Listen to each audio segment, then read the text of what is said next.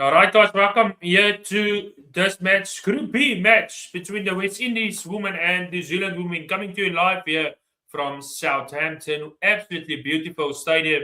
And I see joining me for quickly the toss result. It was the West Indies that was winning the toss, and they deciding to bowl first. And joining me for this evening's match, it will be Mo. Mo, how are you doing, my friend? Welcome.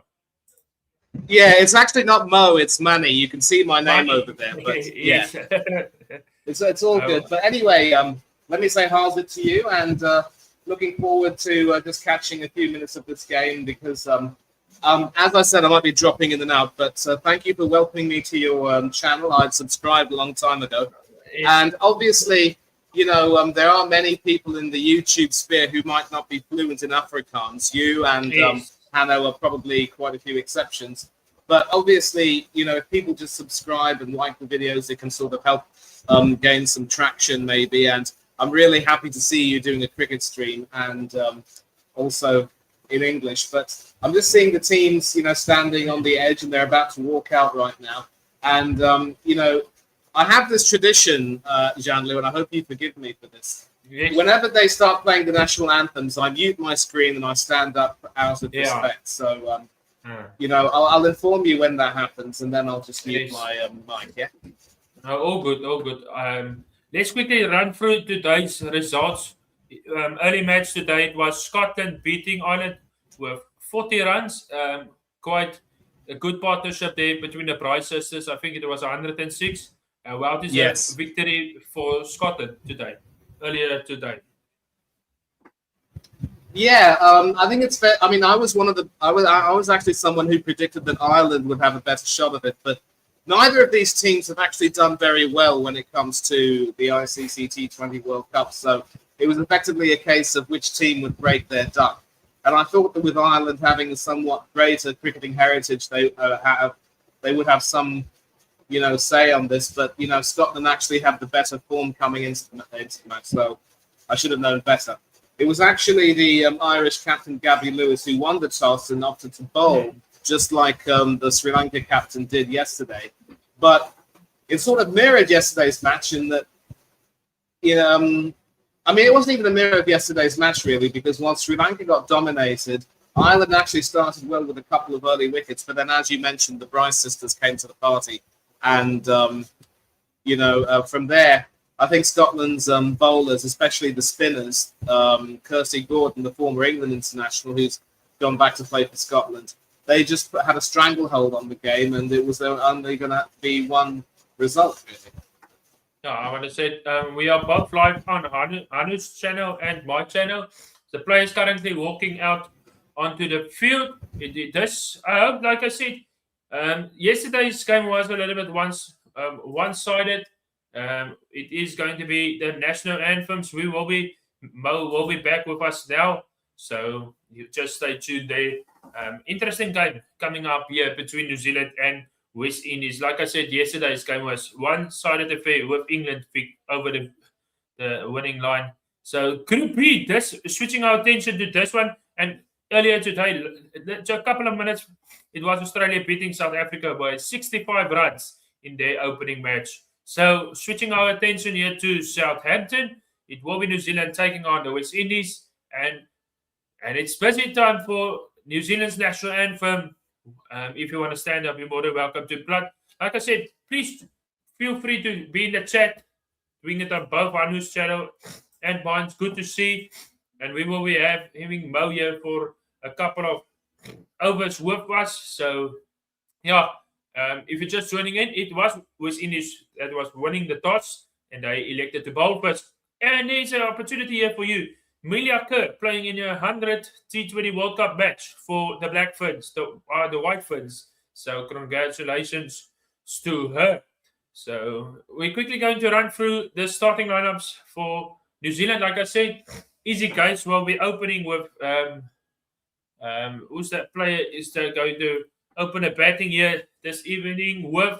We're quickly going to go through the stats, the team lineups for you. So lineups is confirmed here coming up. Joria Plummer will open with Easy Gates. Third down will be Amelia Kerr. Sophie Devine, Brooke Halliday, Maddie Green, Easy Sharp, Jessica, Nancy Patel, right arm off spin bowler, Rosemary Mayer, and Brim Ealing is the side there for New Zealand. Looking at the side for the West Indies, going to be in the field first, we have Joseph Ailey Matthews, Shemaine Campbell, Derhandra Dotton, Jasarana Claxton, Janali Glasgow, Alaline Zaida James, Hector, Effie Fletcher, and Ramarak. So that is the teams for this one. And looking forward to this game. I must give credit to all the people. It's actually good. I want to talk to Mo after the West Indies line up quickly before they hit. There's actually a lot of people in the chat for the games, and that is excellent to see the belonging of both these matches for the World Cup. And like I said, we're going to cover plenty of the World Cup matches. That is excellent to see. And also something new on the channel on my side for the first time doing ever cricket commentary. And it is absolutely stacked at the moment. The viewers is excellent stacked. So you're more than welcome to chat alongside me tonight in the chat because it's going to be a 3.5-hour match. So yeah, looking forward to this game. Let me know in the comments whether you support tonight. And Mo, it is Mo, sorry, Money. Thank you. If you can, we're going to talk after the national anthems. He will be back with us. So West Indies currently with the national anthem, and then we can bring Mo back. So what the game this should be in the ICC T20 Women's World Cup between the West Indies and New Zealand coming in from this game. So let's see what is going to happen. Welcome to everybody in the chat. I hope you're doing well and have a wonderful evening with us here for the 2020 ICC World Cup. Like I say, always good to have your company and good to see Money as well. We like our cricket. The national anthems is done. We're going to bring Money back if he's ready. And so New Zealand is going to open the batting. Easy guys will be opening there. We have Money back. Money, what do you think is going to happen in this game? Hope for a good match tonight. Yeah, well, the funny thing is, Shanley, we've seen so far in 2 games, the teams who have won the toss and chosen to bowl have actually had the biggest trouble chasing in the end. Now, I would say that the West Indies, if they do decide to chase, will probably have a stronger batting lineup than both Sri Lanka and Ireland. And so if you want to win the toss and bowl, if you want to bowl after winning the toss over here on these pitches, you've got to make sure you get your line right. And from what I was seeing, especially in the England-Sri Lanka game, the Sri Lanka bowlers just weren't able to, get their line and lengths right. You had a leg spinner coming on and bowling, and she was bowling far too short, so she wasn't really able to get the drift or the turn that you would want for a leg spinner. You want to make sure you get the length absolutely spot on. That is why, you had bowlers like Shane Warne or even, Imran Tahir, for a more local example, who actually did quite well when they played. And even in Ireland's case, they had some an early advantage, but once the Bryce sisters got going, they just, weren't really able to make the most of it. But this West Indies team, of course, they do have heritage in this tournament. They are, of course, former champions. And it looks to be a very young opening partnership. There's no Susie Bates. It looks as though it's Plummer and Gaze Izzy Gaze and Plummer who are walking out. And so it could very well be that this might be a preparation for the end of Susie Bates' career. I'm going to check the team lineups, though, before I keep talking.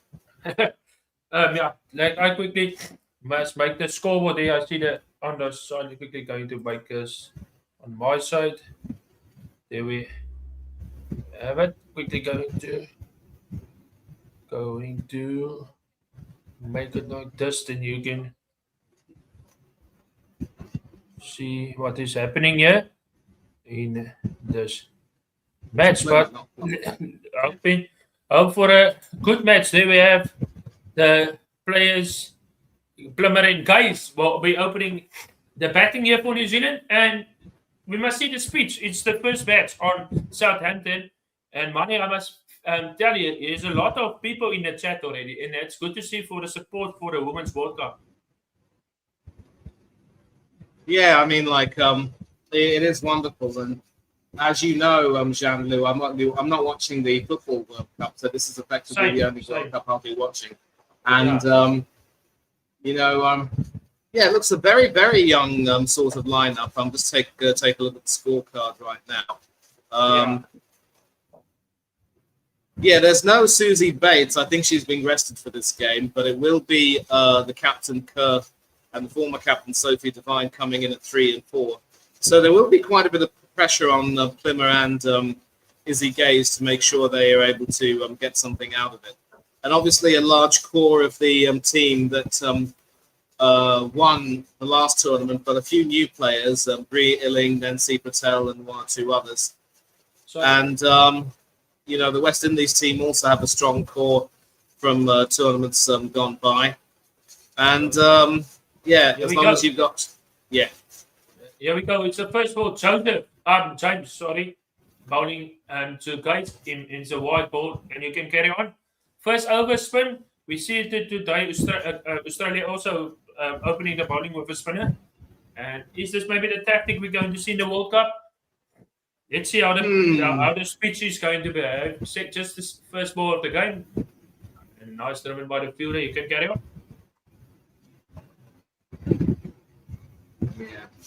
Well, obviously you can see the tactic that they're trying to use. Basically, with all the most of the fielders brought in the first 6 overs, trying to get start with spin will mean that they can't get the ball away very easily on the square or whatever. And you see right now, the second ball that James has bowled.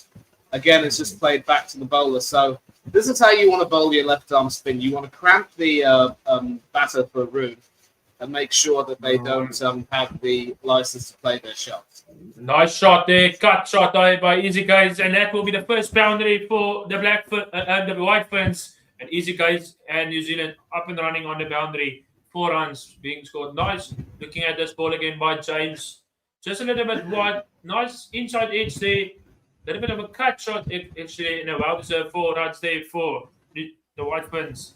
Nice shot. Yeah, that was beautifully played, actually. And, she saw that there were no slips or gullies there. So that's going to be a very big risk. If you want to try and induce an edge, you've got to at least have a slip there or someone standing next to the wicketkeeper. So that's an example of how captains have got to set their field properly.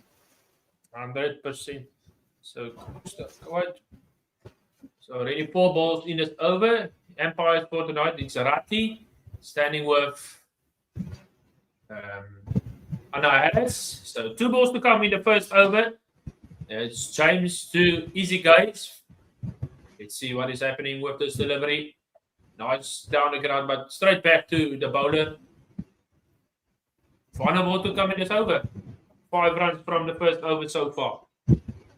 Yeah, I should let you know that you're slightly ahead of me, so you can definitely take the lead with regard to commentary here.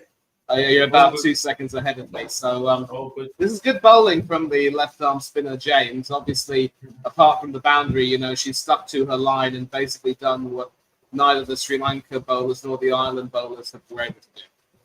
A nice cut out, another cut shot there by Easy Guys, and that will be another boundary. So it's the end of the first over. The White Ferns are 9 without loss. And two gorgeous cut shots there. Both more or less in the same, third man backward point region. And again, you have the fine lines basically, and that's the risk you take as a spinner. You can bowl 4 or 5 good balls, but then one ball which is slightly offline, it gets either cut for a boundary or you can be smacked down the ground. So I would say that maybe they should continue with this. Maybe give her another over after this. But if they do continue to score heavily, then they might have to stop the experiment.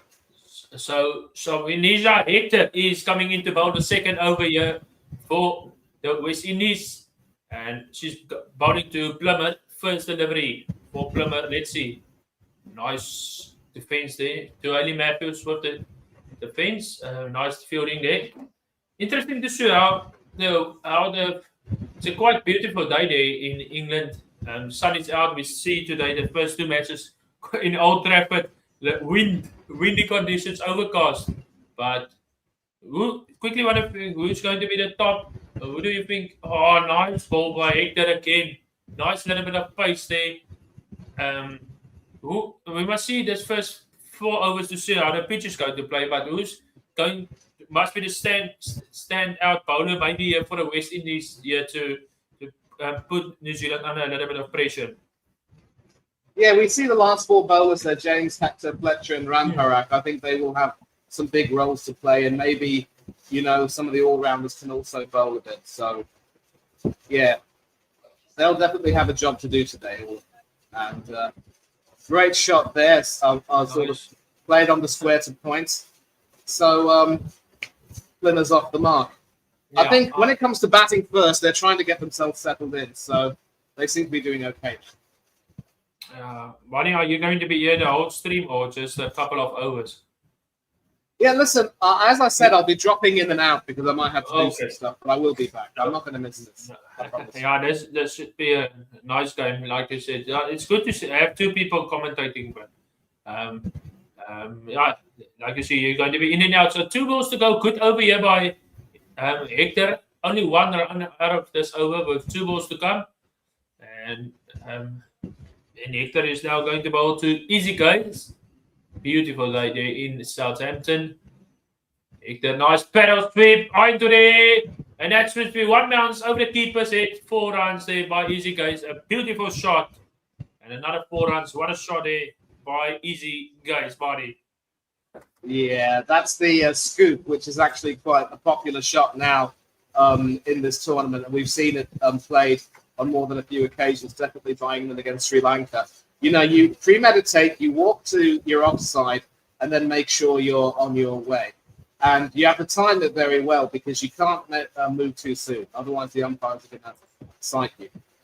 We're just going to go through the chat. Yes, big up. Welcome to the channel, guys. Final ball of the over. Nice.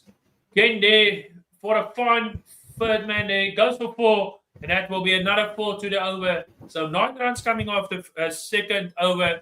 It is New Zealand up and running here with 18 without loss after 2 overs. Fine start.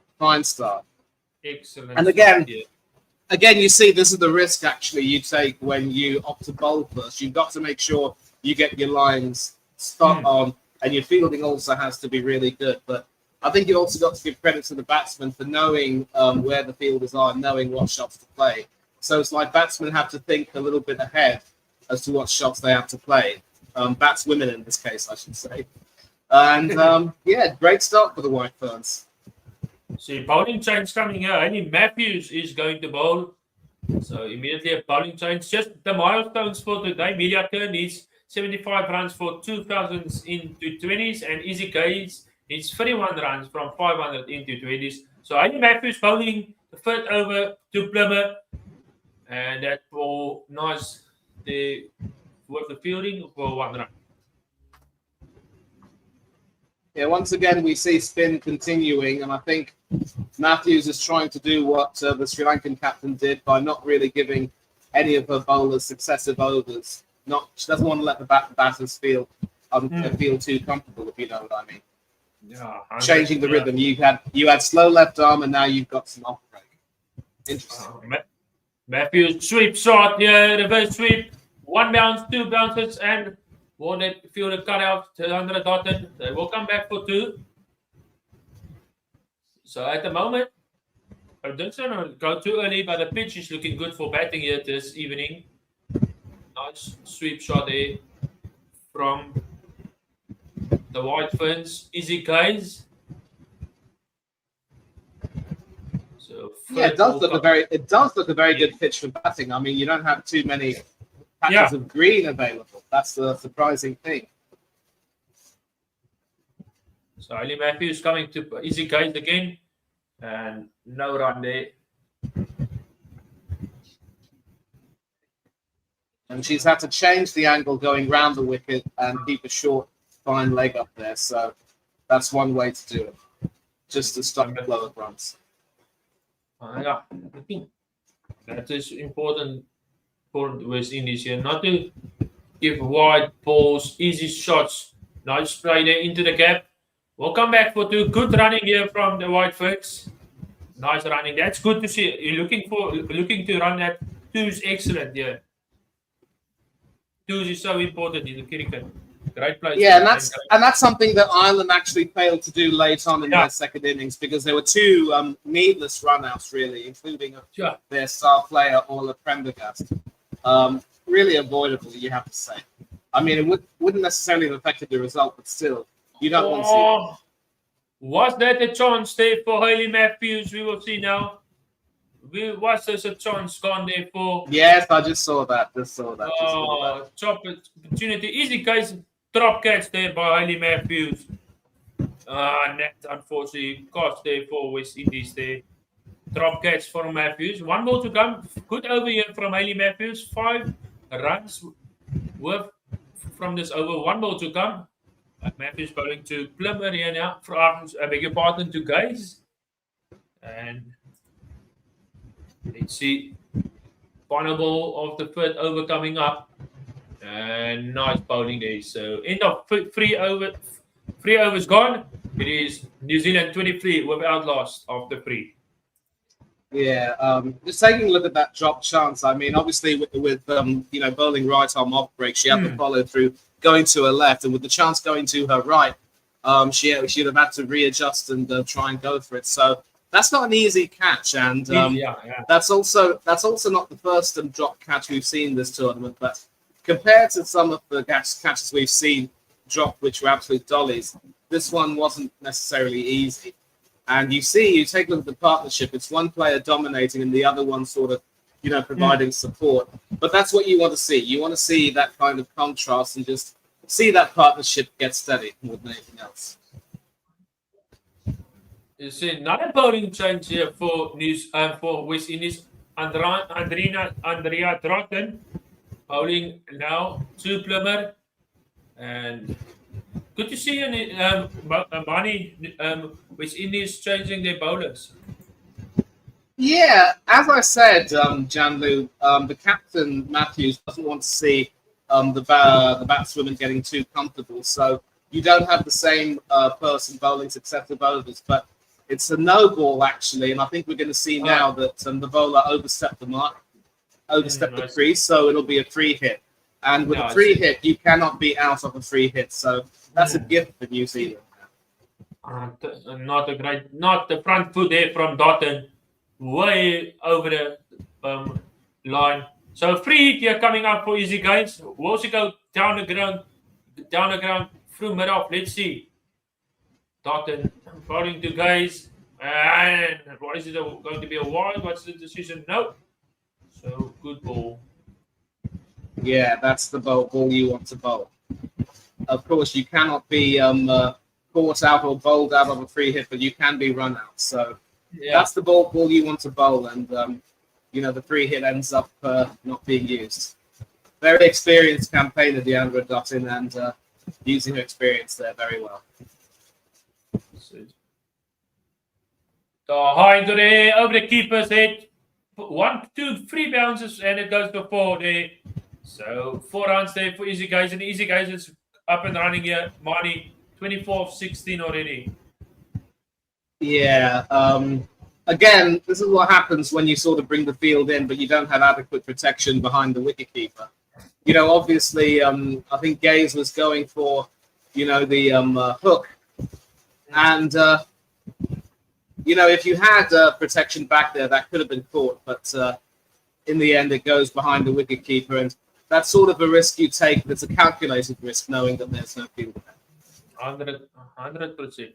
And I want to see in this game the X factor. What can West Indies do? Can they put New Zealand under pressure? We know it's a tough match, and this one.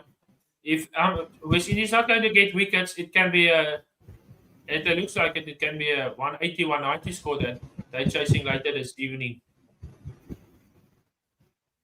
Yeah, but we're also going to see how this pitch settles, and of course, between each innings, teams can use the heavy roller to try to slightly, mitigate the pitch. But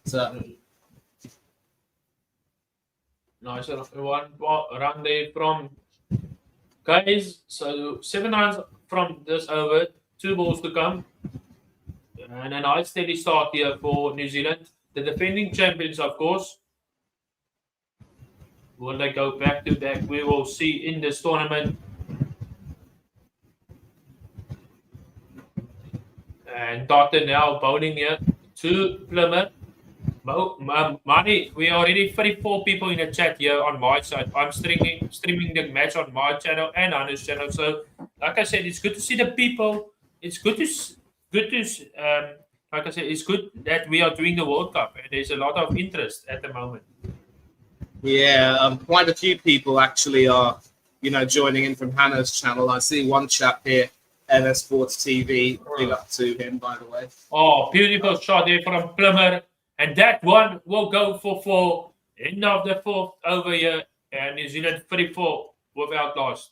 Easy case on 25 of 18 and Plymouth 7 of 7. So of the 4th, New Zealand 34 without loss. Yeah, that was a good shot there by Plymouth. You wouldn't exactly call that a covered drive, more sort of a covered cut. But it sort of split the field between the 2 cover fields that cover an extra cover. And it went to the boundary. And these areas on the offside, a point and backward point and also cover and extra cover, these are probably going to be the areas where you'll see the most runs being scored, because if the ball is slightly wide and you see the field is slightly apart, the batswomen are going to pick that gap very well and make sure they get the most out of it. So Andy Matthews is going to continue here, bowling the 5th over here. So she's bowling to Easy Case. Easy Case is now nice set. Yeah, and she's looking for a big one. And down the wicket, no run.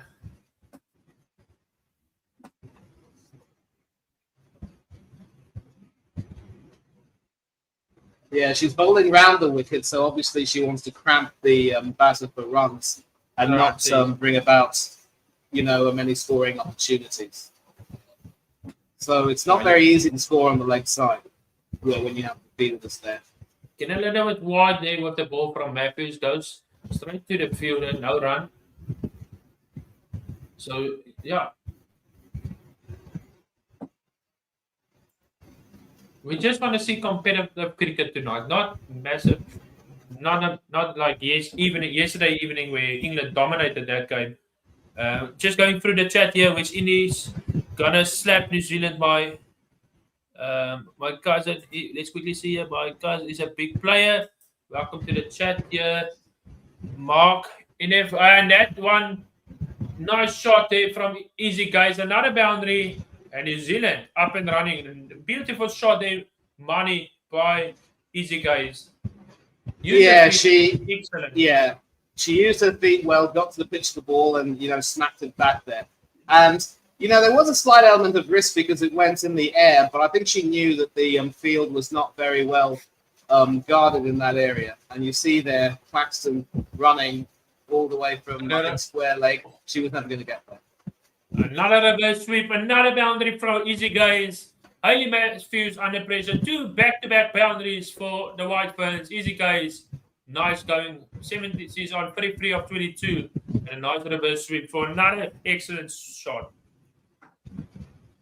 Yeah, you see the reverse sweep being played. I mean, a lot of batters have tried it this tournament. Quite a few, actually. Not all of them have come off, but Izzy Gaze so far has executed it quite brilliantly. I mean, she watches the ball very well, gets the position, hand position is spot on. Wonderful coordination. So down the ground, Izzy Gaze over the 1 bounce, 2 bounce for 4, another boundary here for New Zealand, and they now punishing Hayley Matthews.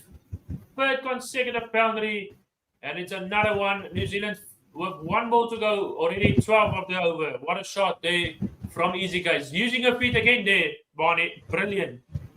Yes. And I think it's fair to say now that, if the spinners are going to bowl early, they've got to make sure they get the line right. If you bowl it right in the slot, you just know the batters are going to go down the track and smack you back. So back to Matthews for no run. 5 overs gone. New Zealand 46 without lost. Run rate is 9.20 at the moment. So looking steady start here for New Zealand with 1 over to go for the power play. Very solid start. And, again, this sort of underlines why, if you want to take the risk and bowl first, again, Jamla, you've got to make sure you get your line right, your length right, and just, make sure the fielding is spot on. Of course, when you're a spinner, you are going to have the risk of batter coming down the track to hit you back over your head. And so that just means you've got to try to, adjust your line and make sure you get things right. 100% here, Barney. Allen is going to bowl the final over of the power play, and she's bowling to Plummer. What is a nice shot there. Only for 1. So Easy goes back on strike. No, and we didn't see any. I don't think in the first 5 we don't see any swing at the moment. Yeah, that's the thing. Again, if there are overcast conditions, you will expect some swing, but yes, and some seam movement. But if it's a clear sky, then it's not. It's very difficult to get that. And that is Izzy Gazer's 500 runs in T20 internationals. Oh, brilliant there from Easy Gazer. Another 1 run there. So nice and steady start here for New Zealand. Still batting to come. That's for sure. Oh, yes. And this is the approach that sides batting first are now going to take. Just, avoid making any silly mistakes, playing any silly shots, and just, consolidating themselves, really. So it's not so much of a launch pad, but really consolidation. Oh, good. So that's, I must say, West Indies bowled quite well. 3 balls now in only 2 runs, but now the question is how they're going to finish the next 3 balls in the power play. Yeah, and Plymouth there probably should have let that go because that was going wide. But yes, it is what it is. Allen now bowling to Plymouth for no run. So Plymouth's not at the moment up and running. She's on 8 of 10 balls. Cannot find the feed, but maybe a couple of balls to give it some time to get used to the conditions. We have 2 balls to come in this final over of the power play. I think it will be drinks as well after that.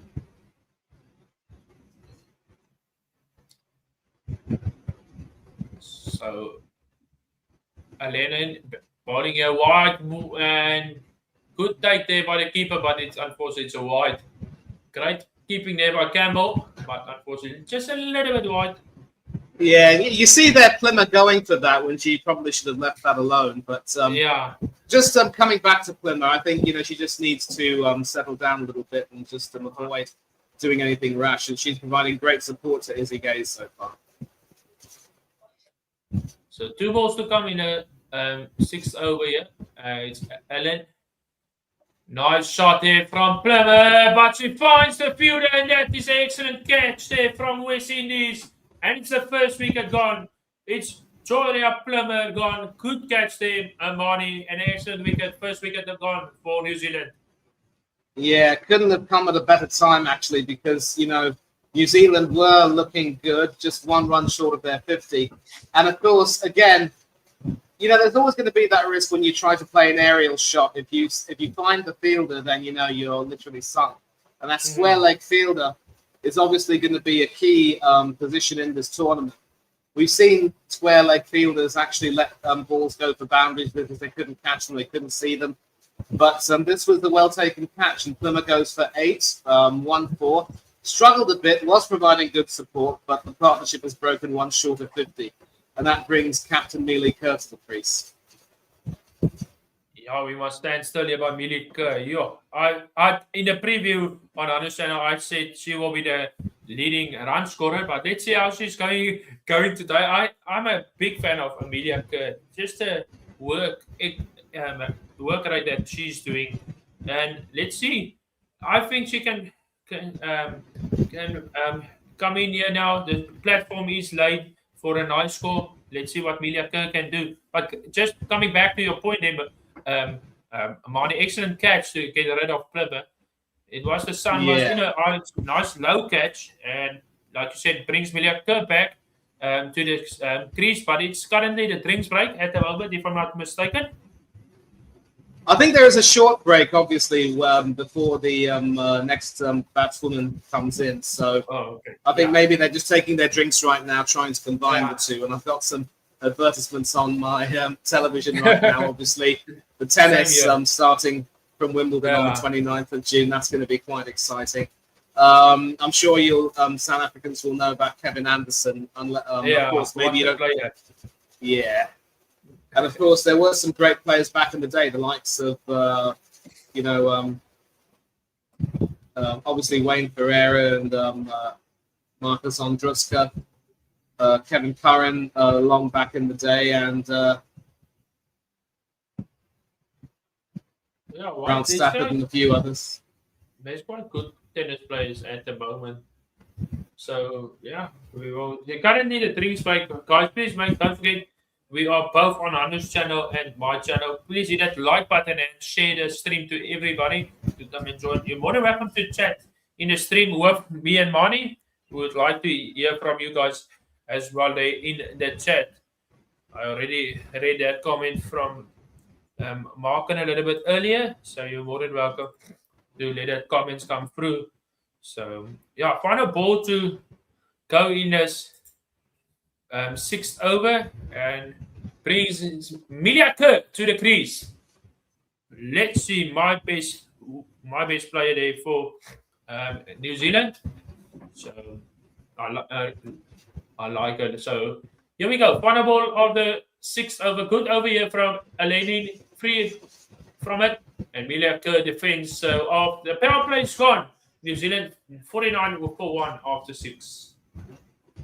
Yeah, I suppose you could say that New Zealand dominated the power play, but obviously getting Georgia Plymouth out was a big bonus for the West Indies.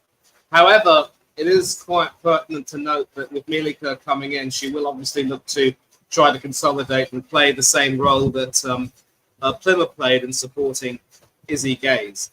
Now, as you've mentioned, Jean-Luc, Kerr is also very capable of hitting a big score herself, but now this is going to be supposedly the consolidating period, and it will be interesting to see what sort of bowling changes the West Indies come up with, because they've tried different, bowlers, different combinations, and not had too much success.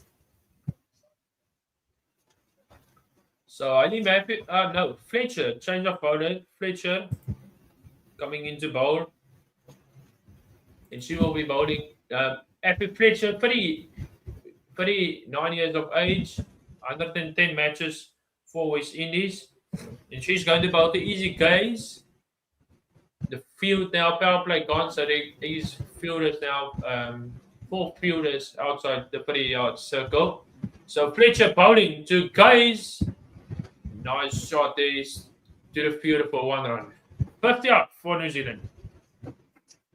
Yeah, Alfie Fletcher there, the leg break bowler. And again, I think you see this first delivery was a little bit short, a little bit loose. But we're seeing the wicket, and as you say, Jean-Luc, that was a brilliant catch. You want to make sure you keep yourself steady, keep your composure, and just don't get pressured. But it's all the more difficult when you've got the sun in your eyes. You're right. So currently, great bowling. First ball there from Fletcher. Now bowling to Amelia Kerr. Oh, nice. Great. There's for no run. Looking at that wicket in real-time speed, yeah, it was a good low catch from Dotton. Deep backward square leg. So, great bowling here from Fletcher. Amelia Kerr misses the ball. Yeah, that's what I was talking about. You got to bowl a bit fuller if you want to get that drift and turn if you're a leg spinner. Fletcher's doing the right thing here. This is a good bowling change from Hayley Matthews. Fletcher to Kerr. Nice shot for 1 run. Good over here from Fletcher. 2 runs, 2 balls to come. Like I mentioned, Emilia Kerr playing in a 100 T20 match. Well, congratulations to her.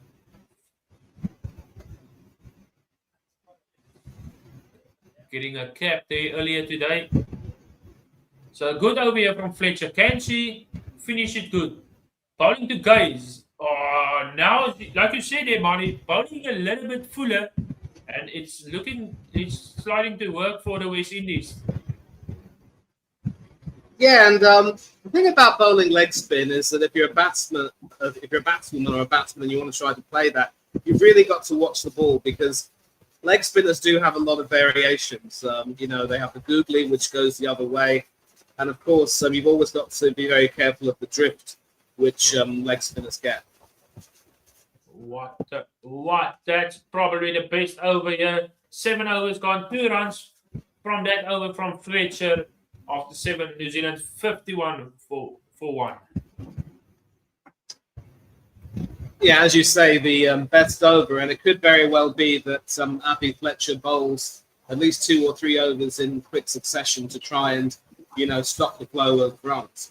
But again, once batters get the hang of the pitch of the ball, I'm sure they'll be fine. And we see Susie Bates not playing today, but she is, of course, the highest run scorer in T20 World Cup history, ahead of Stephanie Taylor and the likes of Alyssa Healy, who retired not too long ago. Meg Lanning, 8 short of 1,000. So, it is. So back to how you pronounce your name? Eleni. Manny, yeah. Manny. You see that? Elaine. There we go. Elaine. Paddle sweep there from Emilia Kerr. Over the keepers. 1 bounce for 4. And that's another great shot here from Emilia Kerr.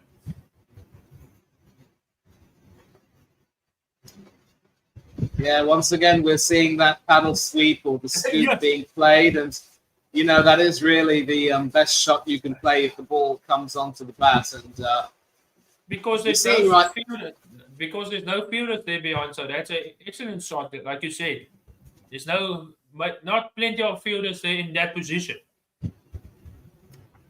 Yeah, exactly. But in addition, none of these bowlers we've seen really are of express pace. So if they bowl short, then they're asking for trouble. Yeah, that's 100%. Elaine bowling to Kerr. Kerr down the ground, in there, that's Emilia Kerr gone. And that's another wicket for the West Indies. Elaine Lee strikes for her 2nd wicket. And that's a big wicket here, Mani. It's the captain gone. Emilia Kerr goes for 5. Yeah, not the best shot to play under the circumstances. I mean, she probably would have had, she probably had an idea that the fielder was standing there at mid-on and just not really able to get to grips with the shot. It was the wrong shot to play. And so out goes the current captain, in comes the former captain. Maybe some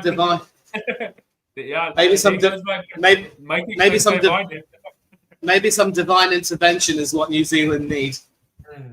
There goes my prediction for the top scorer for the first match. That's we love sport. Anything, like you said, anything can happen on the day there, Marty. So brings the co-captain Sophie Devine to the crease. Yeah, like I said, New Zealand will need some divine intervention now, with the former captain coming in. She, of course, was the captain when New Zealand magnificently won the tournament. I'm sorry to have to mention that, beating South Africa at the time. But that was an example of a New Zealand team peaking at the right time and really doing well.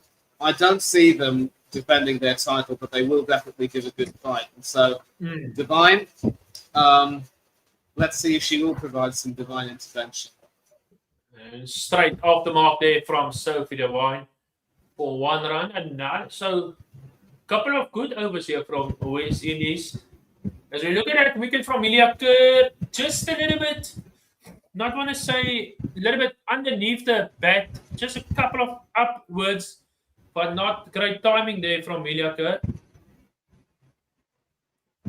Yeah, but what you're also seeing right now is the West Indies have done what the Sri Lankans and the Irish couldn't do. They've maintained their composure while taking. Oh, sorry to break your words there. Another wicket. Eleni go. And it's easy case this time around. And 2 wickets in the over. Sorry, Demani, to break your words there. An excellent. And Eleni strikes again. It's easy case gone.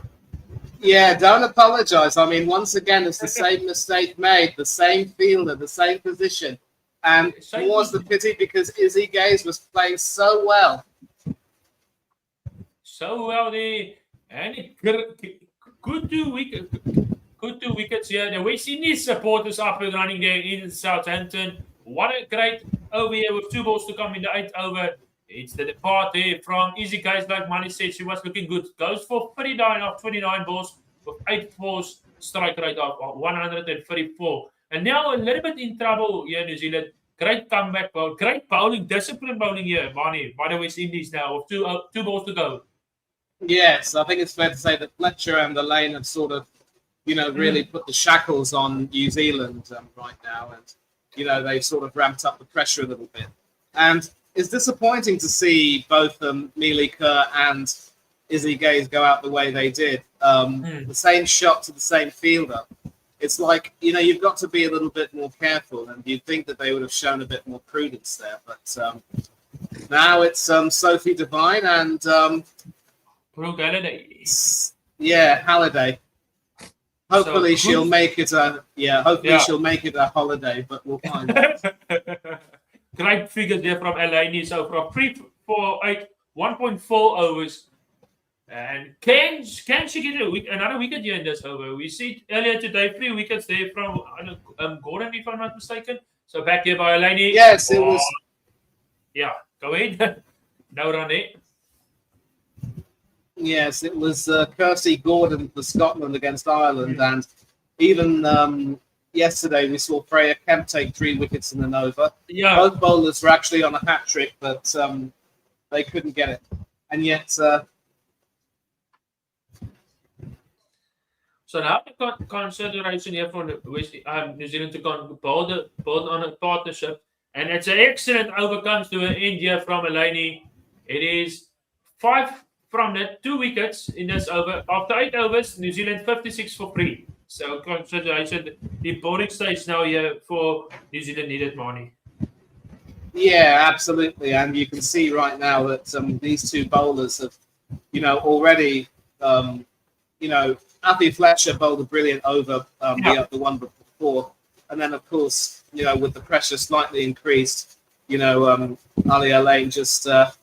ramped it up with those wickets. So now you see pressure coming to them.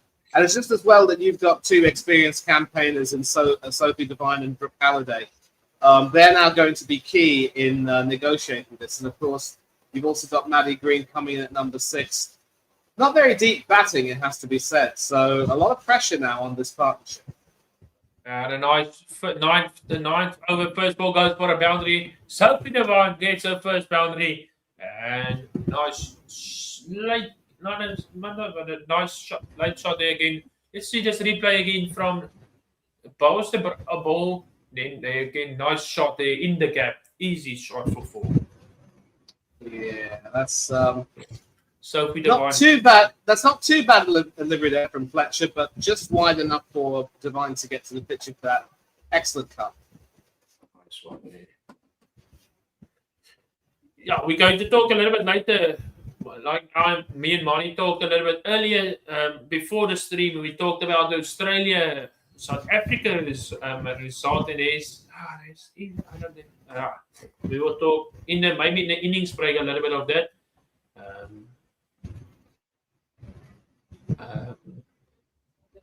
But first our attention is by this match. So 3 balls to come. The run rate dropped as well. It was earlier. It was 9.20. It's currently 7.06. Fletcher to Devine. Nice drive. Great fielding there for 1 run.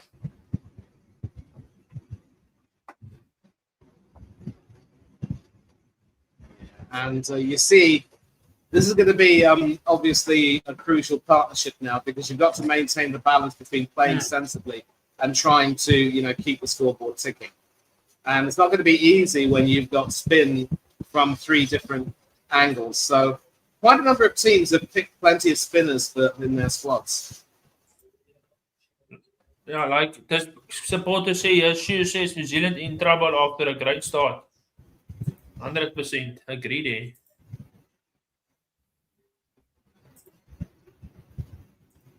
So 2 balls to come, another good over here from Fletcher, and that one was it a miss? Just there by the keeper. The umpire shows it's a wide, but that ball has to be reloaded again. 2 balls to come.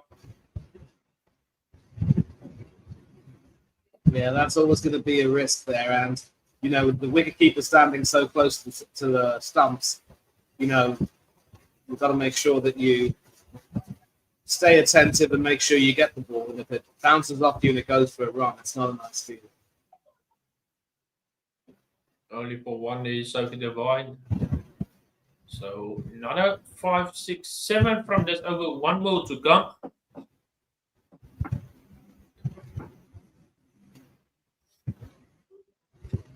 I want to thank everybody for me, Mani, Hanu as well. For everybody that is in the stream, it means a lot to us. And without your people, we could have done. Plenty of going to do. We're going to do most of the World Cup matches, the good matches. And Mani already, we see quite excellent games so far. Yeah, I mean, what we're seeing right now with this single play down to mid-on / long-on is, it's now going to be a bit of a battle, really, between the West Indian spinners and the New Zealand batswomen more than anything else. Now, New Zealand will need another partnership. They will need these 2 experienced campaigners to, stay strong and stay undefeated.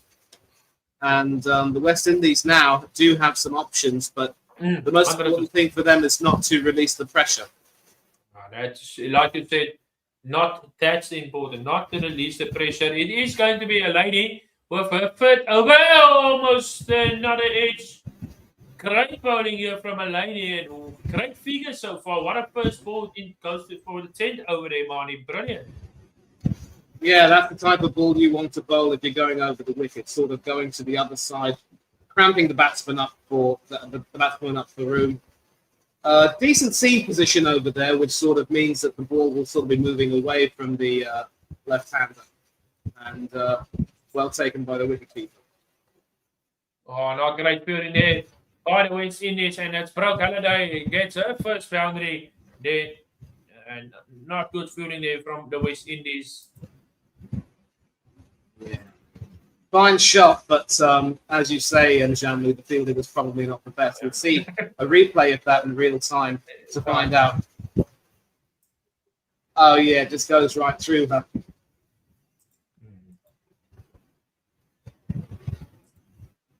So, it's complimentary of the West Indian fielding so far, but mistakes are inevitable, I guess. And Lainey there, guys there for looking for 2 now besides against it, only 1. So 70 for 3 balls to go in the 10 over. West Indies pulling it back quite nicely here now.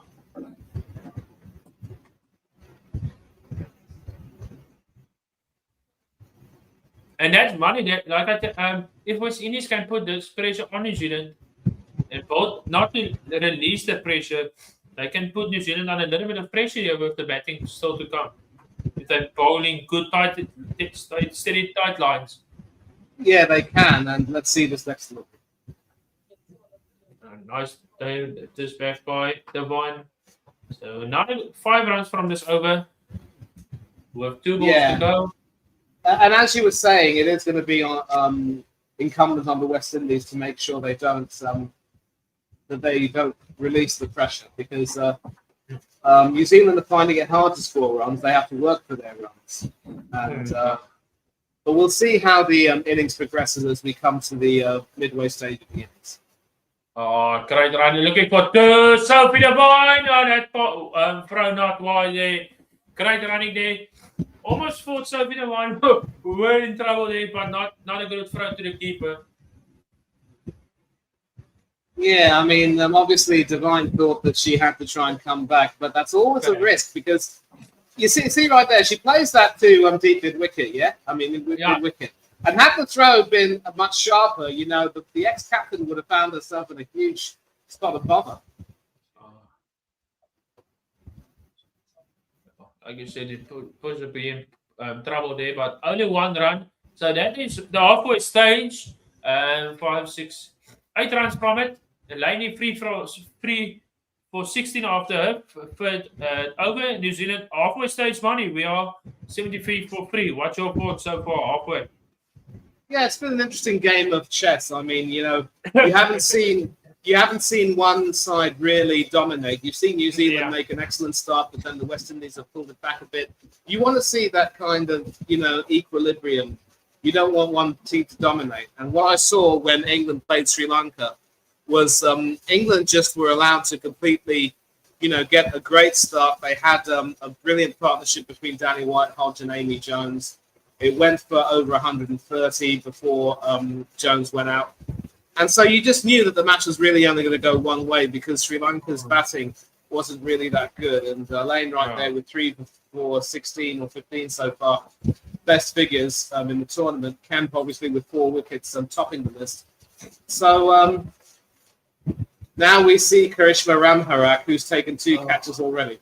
Oh, down the ground there from Sophie Devine. Like Mani said, Ramharak down the ground. Great shot from Sophie Devine using her feet and 4 runs. Yeah, Ramharak bowling off break. And again, Sophie Devine, all her experience, deducing that, you know, with the off spinner bowling, she knows how the ball's going to go. So goes down the track, premeditated shot, very nicely played. So another bowling change here. First, Ramharak needs to get a line right here. Otherwise, Devine is going to punish you. Nice shot there from Sophie Devine, but goes straight to the fielder there from Claxton. Nice. Last year, I've seen a little bit fuller here from Ramharak. A little bit fuller. Yeah, it's not too much of a bad thing if you bowl full, as long as you sort of pick the right spot. But if you're too straight towards the batswoman, then you're asking for trouble. You've got to make sure you keep the tight line and attack the offside of the batsman if you're bowling off break. Oh, break bowler, yeah. Ramharak to Brooke Halliday. Let's see what is happening with this delivery. Oh, nice bowling there from Ramharak. Yeah, that is good bowling. Bowling round the wickets, bowling round the wickets to the left-hander, cramping her up for room. That's what you want to see. Yeah, great bowling there. That's what Campbell also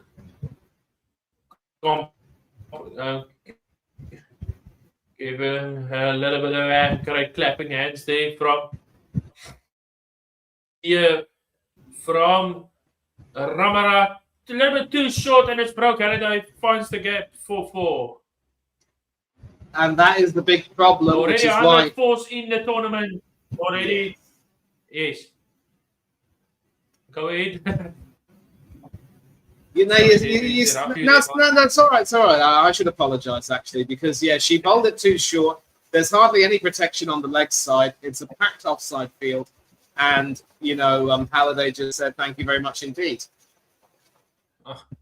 So 9 runs of this over, 2 balls to come in the 11th over. Halliday almost wanted to use a big shot, but straight to the fielder there for 1 run. So 10 runs of this over with 1 ball to come. Yeah, and you can see that Ramharak is not really able to quite get her line right. She had a couple of good deliveries, but the rest have not really been up to scratch. Slight release of pressure, and this will be good for New Zealand. So, final ball of the 11th over, not ready there by the Vines. What's going to happen here? Final ball to come. Oh, again there. But Devine into the gap, then maybe looking for 2, and that's excellent running there from New Zealand. So after 11 overs gone, New Zealand 85 for free. Great running there again, Marnie. Yes, very good running indeed. I think they decided that they were going to take the run and put the fielder under pressure, and that's exactly what they did. This is really good running. So looking at the projected scores, though, currently going with this stage, they will get a 7.73. They will go to 155. 9 overs to go. If this 2 players can get a little bit of a partnership, that could be up maybe to 170. But yeah, and this is another reason why the West Indies have got to be really careful. I'm just seeing the prediction right now, and obviously, anything around about 170 would be a really good total. But then it's going to be incumbent on New Zealand to make sure that they bowl a lot better as well. So Joseph going to bowl. There's Kwana Joseph, 25 years of age. Another spinner. I like this bowling changes by West Indies. I want to give nothing new to New Zealand. Joseph there, a little bit short there. Halliday coming back for 2. That's good money. Like I said, West Indies quite rotating their bowlers. But this partnership is bowling nicely down here for New Zealand. Yeah, like obviously you see right now the partnership is 31 off 22, going fairly steadily, both batters contributing. And that was a bit of a loosener there from Kiana Joseph. And you see the reverse sweep being played. Beautifully played there by Brooke Halliday. And so this is, again, going to be another key over because, as you say, they're rotating their attack very well, introducing some new people. But the bowlers also got to make sure that they don't bowl any poor deliveries or any loose ones, because you see there, now Halliday and Devine are settled. They're determined to get some runs. So already 6 runs with these 2 balls. Joseph not bowling, good length, fear, and straight to the fielder, only 1 run. Joseph need to get a lines right here, otherwise he can travel out of the park.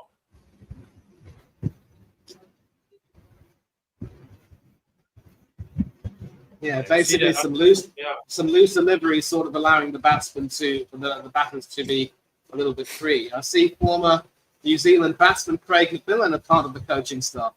We see him as well, Craig McMillan there. And Joseph again missed field there, allowed the extra run there for New Zealand. So 2 balls to go in the 12th over. There we see Craig McMillan. What a good play he was at his days for New Zealand. Outstanding batsman for the Black Caps.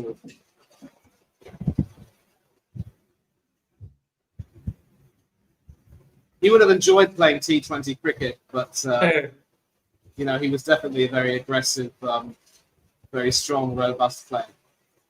Joseph a little bit fuller, but allowed a fumble for the extra run. 9 runs after over, 1 ball to go. Joseph bowling to Devine. So this partnership bowling nicely here. Nice and steady here for the White Ferns. 1 ball to go in the 12th over. Bowling to Devine. Joseph need to be a little bit here. Let's see. Devine with a sweep. And a couple of bounces goes before. She's laying down the pitch there. And not a good over here from Joseph. 13 runs coming off it. After 12 overs, New Zealand 98 for free. Yeah, and the big significance of these last 2 overs is that the run rate has now increased from 7 to 8. And so this is a sign of West Indies relieving the pressure. So it is good in one sense that you're trying to rotate the attack. But if you start your overs with a couple of loose deliveries and the batswomen are well set, they score some easy runs and that eases the pressure. So sometimes, that puts the responsibility more on the bowlers, and the bowlers have got to get it right. No, I like what you said. It looks like with Indies is now a little bit getting that pressure back to get New Zealand back into this game. And it's only Matthews going to bowl the 13th over here for the West Indies, bowling to Halliday. She's also now nice and steady, settled. So Matthews, short ball into the gap, will come back for 2. And like I said, yeah, Money, the outfit is quite. I don't want to say the outfit is quite. What's the word now for that? It's quite big boundaries. They not like wide. That's the word that I want to get. So yeah, and that's the That's the 100 up for New Zealand. That's the 100 up for New Zealand, and the outfield does seem to be moving a little bit quicker than in previous games. I think. Yeah. Today at Old Trafford we saw the ball moving a little bit slowly, but this is a more than decent pitch, and if you must, like you said, if you must sum up the pitch, so it's actually a decent pitch. 16 boundaries forced here by the Whitefins. No long distance sixes so far. What we surely will see with Divine and Halliday at the crease at the moment. We probably will see a couple of sixes coming. But just seeing this shot here from Divine, I think the poor lady slipped, and thankfully she didn't injure herself. That's another risk as well if you don't get your bearings right. Oh, and today, here's a chance for the West Indies. Excellent catch there. And what a catch. This could be possibly the catch of the tournament. There's still plenty of games to go. Money, watch your course. What an excellent catch. Instant part of the Sophie Divine. Absolutely. The ex-captain Divine was playing really well, trying to create a partnership. But I think, she kind of lost control of the shot. We're going to see here. She... just lost control. Bottom hand left the bat. And, the West Indies fielding so far, aside from a couple of small exceptions, has been outstanding. Their catching has been really good. And now, of course, it'll be Maddie Green coming in to replace Sophie Divine. And, it looks as though the 170 total that we were predicting might be some way away. But Green's a decent batswoman. I think she's another all-rounder. And we'll see how she copes with everything. Great catch by Claxton. Only Matthews, the skipper, breaks that partnership. And like Barney said, it will be Maddie Green coming into crease here now for New Zealand. So 3 runs from this over brings Maddie Green to the crease. And 3 years of age, ranking 39th at the moment. And now we see this bowling here from Ailey Matthews to Green. Oh, nice. Played that down the ground for 1 run.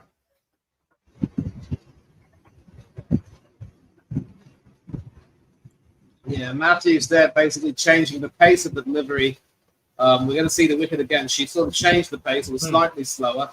So Divine went at it with a bit too much power, but ended up skying it. And Jazia Claxton there, very well taken catch. Excellent. So 2 balls to go. Matthews to Halliday. Important that Halliday now stays by the crease. Cannot afford to lose a wicket now. Looking at the important now that Halliday stays there. So final ball of the 13 over. Another good over here. Wicket for the West Indies. 5 runs from this over. 1 more to go. And Hayley Matthews now bowling to Maddie Green. And let's see. There's delivery coming up for Matthews. A little bit short, but nice shot there to the fielder for 1 run. So after 13 overs gone, it is New Zealand 104 for 4. Yeah. Run rate still exactly 8 and over, so they're not going too badly, but they cannot afford to lose too many more wickets. And I think it's a case of basically ever since that first partnership being broken when they were on 49, the West Indies have found ways to sort of stop the partnerships from really increasing and becoming big. So I think New Zealand still have a slight edge, but the West Indies are still very much in this. And so anything can happen in these next few overs. Like you said, I agree there with you that New Zealand, West Indies is still a little bit in this game. So anything still can happen. Already, yeah. Batting to come, Sharp, Kerr, Denzi. We will see her later with the ball. Fletcher back here, bowling to Green, starting the 14th over for no run. Important here, let's see. West Indies still keeping they're still in this game. Yeah, they're still very much in and around, and I think one more wicket will really, give them edge. Looking yesterday, Danny Whitehart, what an excellent innings. That was the first match at Edgbaston yesterday. Totally controlled the batting there. And what a knock there from Danny Whitehart. 105 of 62 balls body. You did that game yesterday. I watched it as well. Excellent knock there from the opener from England. Oh, absolutely. I mean, she played shots mainly during along her favourite areas on the offside, but also wasn't afraid to, find runs on, the backward square leg, mid-wicket areas. And it was great to see her get her century in the last over of the innings. Oh, that one high into the air, but it will be cut out here. Almost for that ball would go to the keeper, but goes to nobody. There's 2 runs. So highest scores at the moment, Danny Whitehart 105. We see Kate Bryce today from Scotland with 60. Amy Jones yesterday with 53. Phoebe Litchfield of a great today against South Africa with that good 50. Great play there. Then we see the England ladies. So Fletcher back here. Halliday reverse sweep and finds the fielder. Yeah, I see Lindsay Smith there, and that's the reverse sweep being played, and it does find the fielder. And, there is a little bit of pressure right now, but Halliday and Green are also, Green's also quite experienced.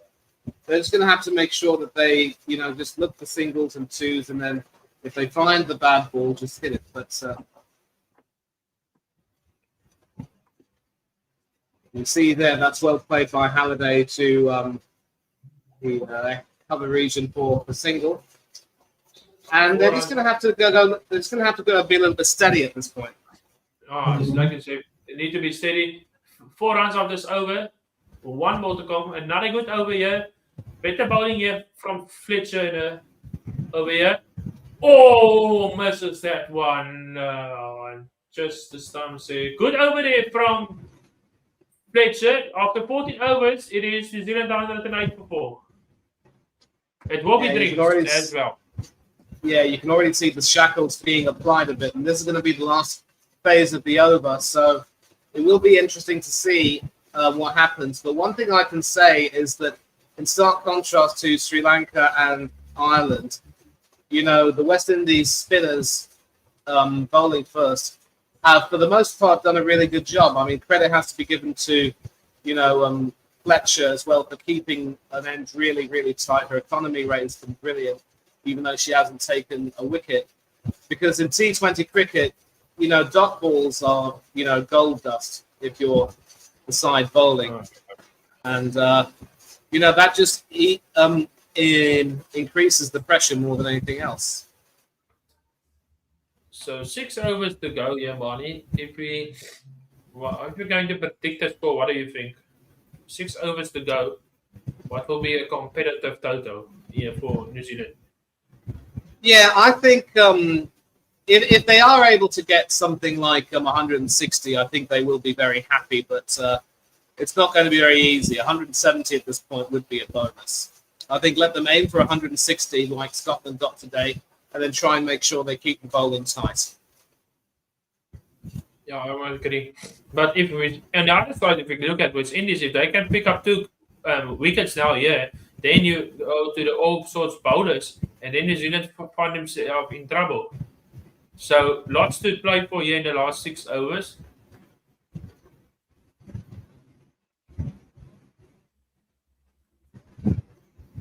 Yeah, like you said, Manny, I'm also not a fan of the FIFA. This Cricket World Cup is more exciting for me as well. I agree 100% there with you.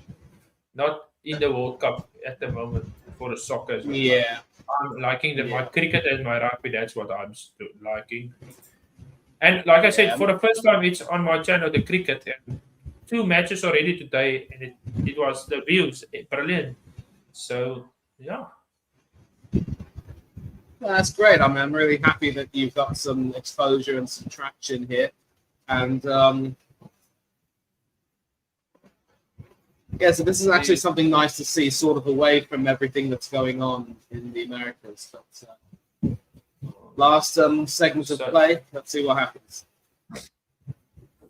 Yeah, final week. Ramarak is going to bowl her second, and she's going to start the 15th over here for the West Indies. Ramarak bowling to Halliday. Nice fielding there.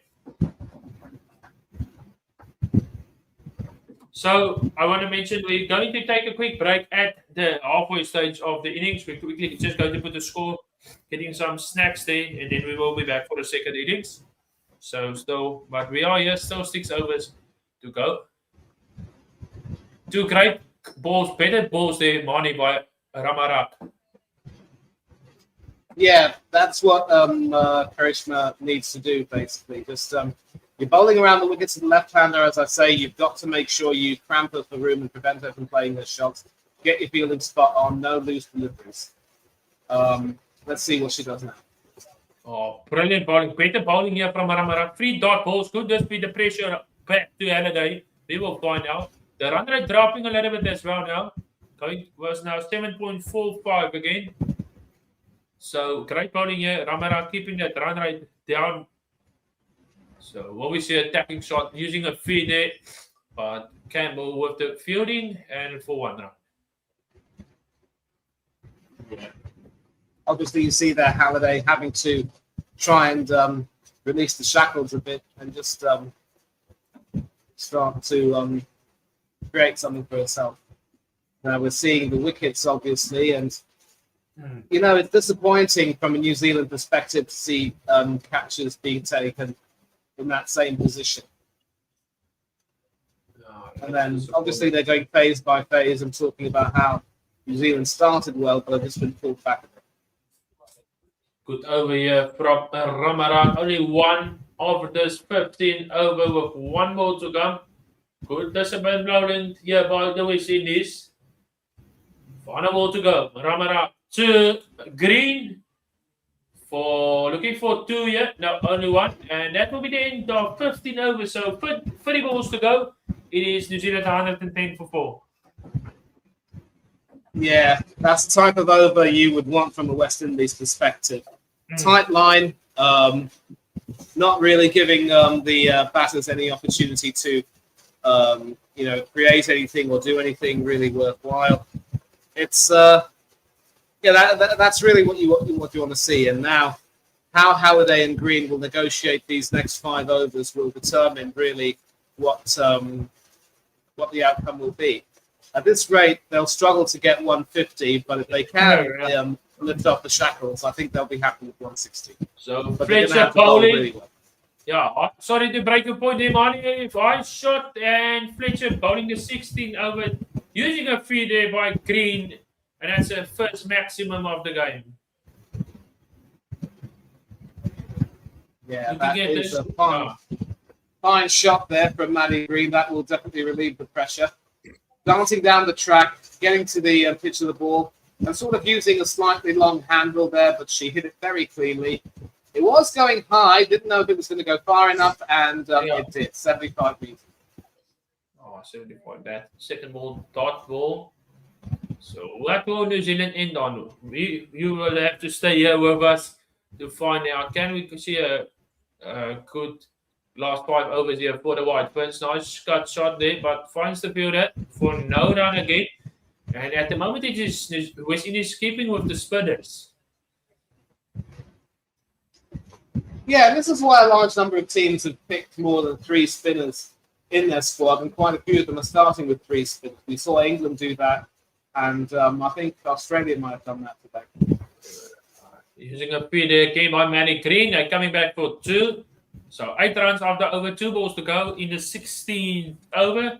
And now New Zealand are looking to get that hammer down, looking for the big shots now, with wickets in hand as well.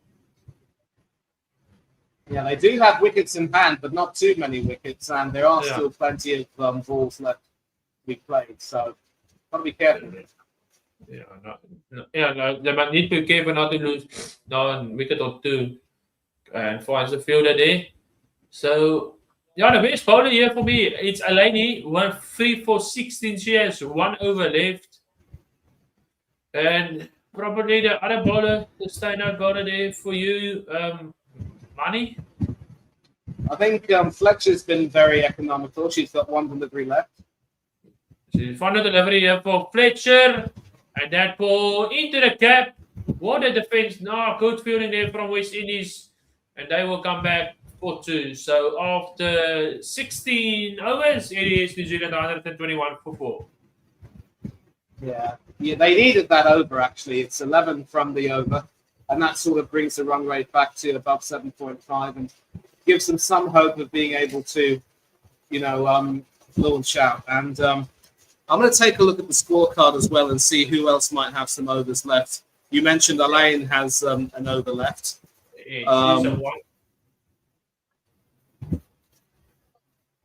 Probably they will stick Hayley Matthews. I think she's 1 more left as well. Yeah, Hayley Matthews also has 1 over.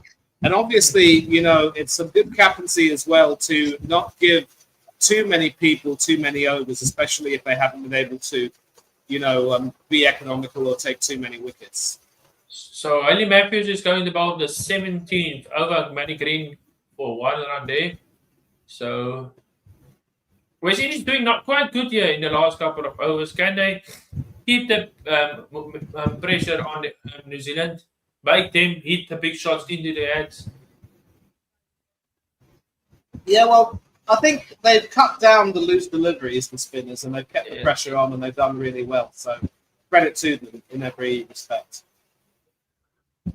I'm going to put in line. I must say, the first overs were a little bit loose deliveries. Now they nicely with the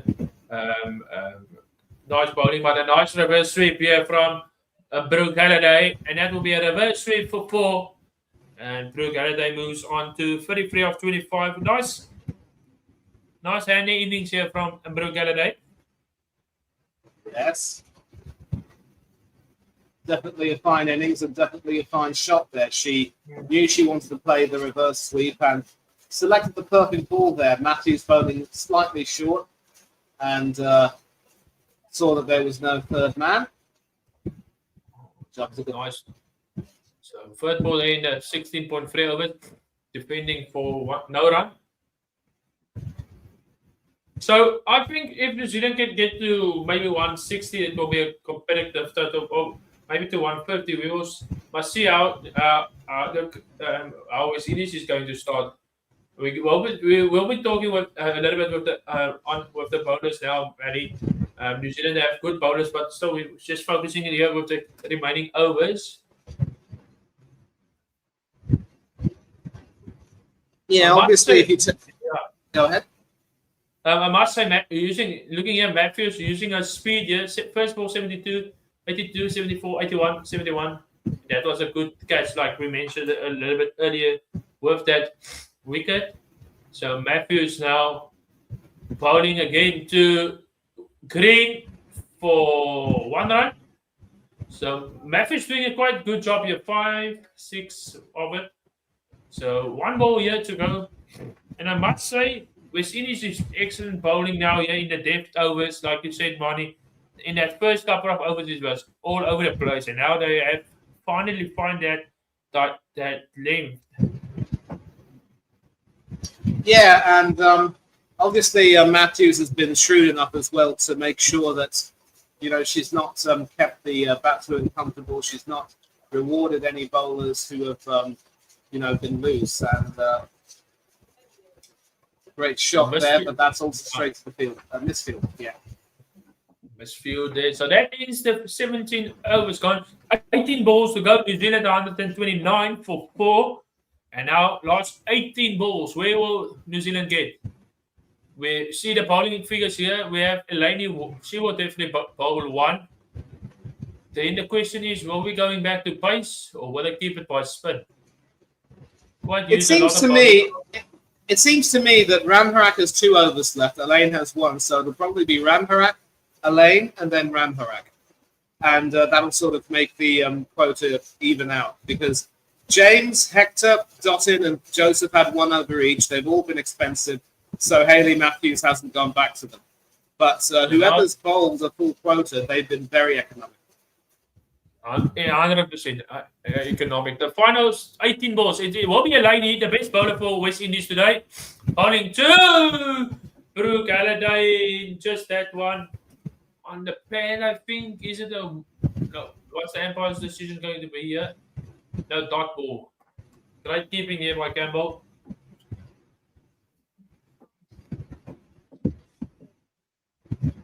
Yeah, she sort of prevented that ball from going for byes. So, yeah, well done. Elaine to Halliday, another one. White is an edge. No, Empire White. Another.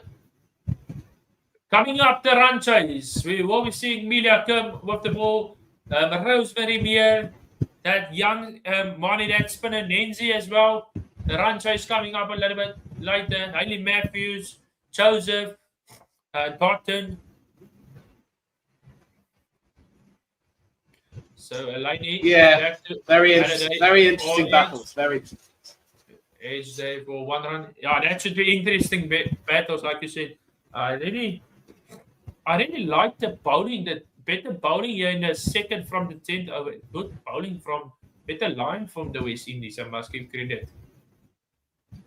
Yeah, absolutely. I mean, they've certainly improved and they've made sure that they haven't given away too many cheap runs. So it's a battle here. New Zealand are going to have to work to get the total they want.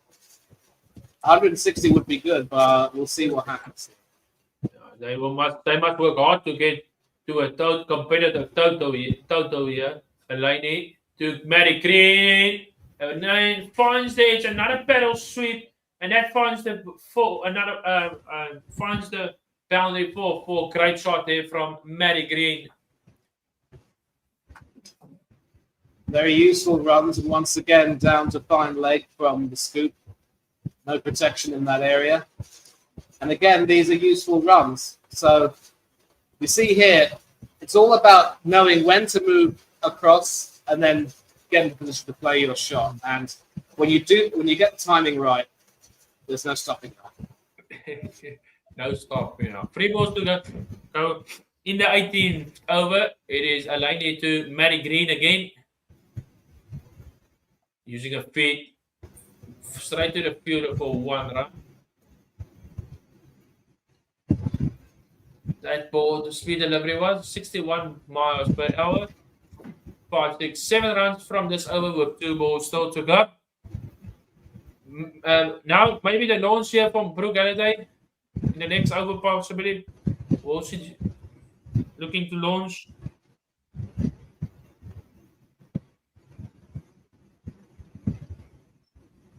So Elaine in the area from Halliday over the Matthews head. And a nice shot there for Brooke Halliday over for the nice boundary there. And that was some understanding there, Marnie. She's now definitely going to use putting the petrol in the here for New Zealand to get to a competitive total. Yeah, that's a brilliant shot under the circumstances. Saw where the field was, went sort of locked at that drive, and knew that with the field coming in, that was the perfect time to play that shot. Final ball of the 18 over into the air. Here's a chance for the West Indies, and that's a catch. Hector takes the catch. Elaine ends with 4 for 27 in her 4 overs, and partnership broken. Key wicket here, Mani. Eleni, great figures here, 4 for 27, and the part of Brooke Halliday. Yeah, that is. I think you could say that was a good decision in the end by Hayley Matthews to give Elaine this over. It means that Ramharak won't finish her quota of 4. But obviously, they wanted to break that partnership and saw Elaine as the best opportunity. Brooke Halliday top scoring with 40 off 32, 5-4 strike rate of 125. And now, of course, we come to the lower order batters of the New Zealand team. And I think with 2 overs to go, the West Indies might fancy their chances of, bowling, of restricting New Zealand to a fairly low total. And that is the next, low total, like you said, Amani. Can they keep New Zealand under 160? That is the question. Next batsman in is Sharp. Is he Sharp? 21 years of age. And Ramarak is going to bowl the second last over here for West Indies. He's going to bowl to Matty Green. Start the second last over here. So Matthews, reverse sweep from Matty Green. And that ball will run away for 4. Nice start to the second last over. And Matty Green with a reverse sweep for 4. Yeah, that's going to be very important because if they manage to take Ramharak for at least another boundary in this over, then the question is who gets to bowl the last over, because that last over might be bowled by someone who only bowled 1 over in the game, and that could be expensive. But great shot by Matty Green under the circumstances. Brilliant shot there. So Ramarak under pressure. First ball goes for 4. The second ball, nice fielded by Deandra Dotton for 1. Look at that real time wicket again. Nice work from Hector. A little bit behind the with the nice catch, running backwards with an excellent catch there. Yeah, excellent work there from Hector. She was confident in running through it and made sure she was composed. So looking for 2, they're running for it second, and they will get comfortable. Great running there from Easy Sharp and Matty Green. 2 runs, 3 balls to go in this 19th over. Here's a question for you guys. What is New Zealand's highest finish? We will tell that New Zealand's highest finish phase over 18 to 20 score in T20 since ICC to Women's T20 World Cup was 49 for 1 in the last 2. That delivery is short. Looking for a run out. Is this a run out? Unfortunately not. Want to go up to the first umpire to have a look? I don't think so. No. She's safe. Better throw there and she could be in trouble. But it was actually a good throw by the keeper. Yeah, it was a misfield first, so they saw the opportunity, but you're absolutely spot on. A better throw would have had, I think that was Green who was running there, so she would have been in trouble. But so Ramara to Green under the just short of the 100 Dotton. Just falling short there of Dotton for 1 run. That was almost a good another catch there for the Windies. Just falling short there of Dotton.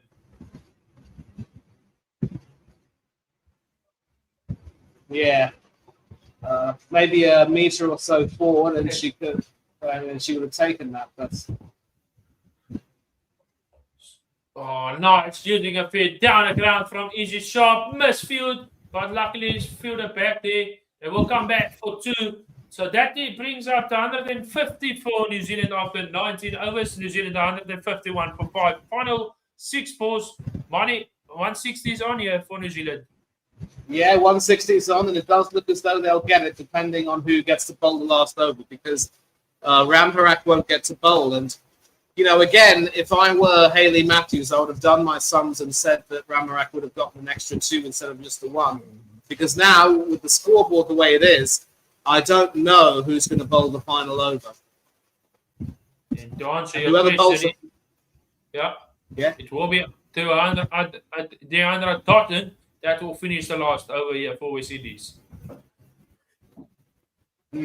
Yeah, she bowled 1 over for 11. And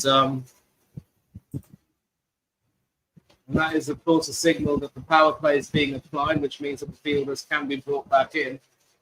Let's see what Deandra does. So over right there from West Indies, though. I think it is that. Yeah, 4 minutes behind. That's big. So a fielding penalty. So there will be 3 fielders in. Only 3 fielders outside this 30-yard circle. Final over and Dotton bowling to Matty Green. Here we go. Nice shot there. Finds the gap and into the gap for 4. Nice shot there from Matty Green.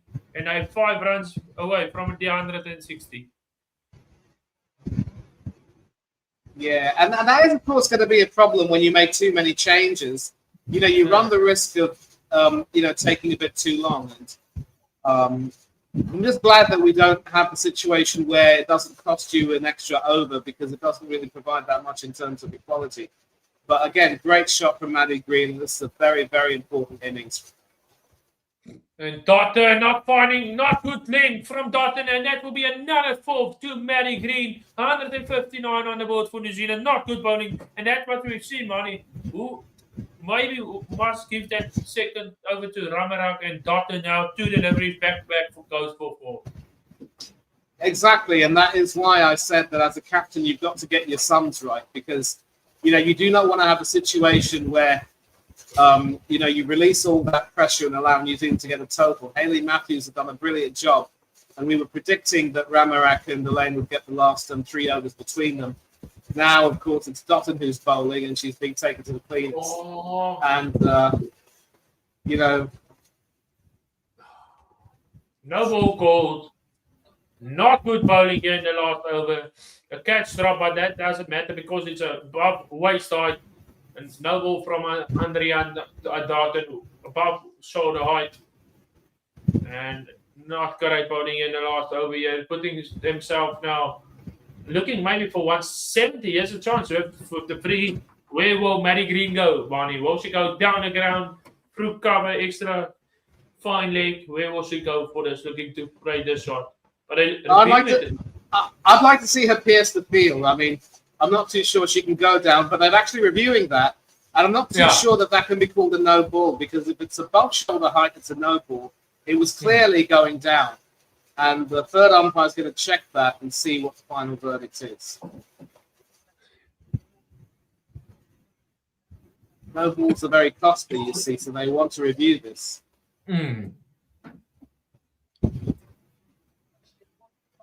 Keep going, guys. Thank you very much, Dave. Guru Live, thank you very much. Thank you, guys, for support. We do 44 people in the chat. That's good to see on my channel and on Anu's channel. So I'm 32. He's on a couple of us as well. So excellent to see your people watching the World Cup with us. We're going to do plenty of more matches. So don't worry. We will be telling you guys a little bit later after this match what is coming up on the channel. So to go anyway, just stay with us. But I'm still checking here, Money.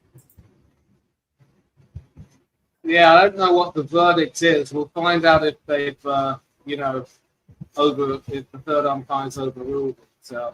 Cluster, the third umpire. I think she's South African. Yep, Kevin Cluster. TV. That's a fair delivery, it seems. By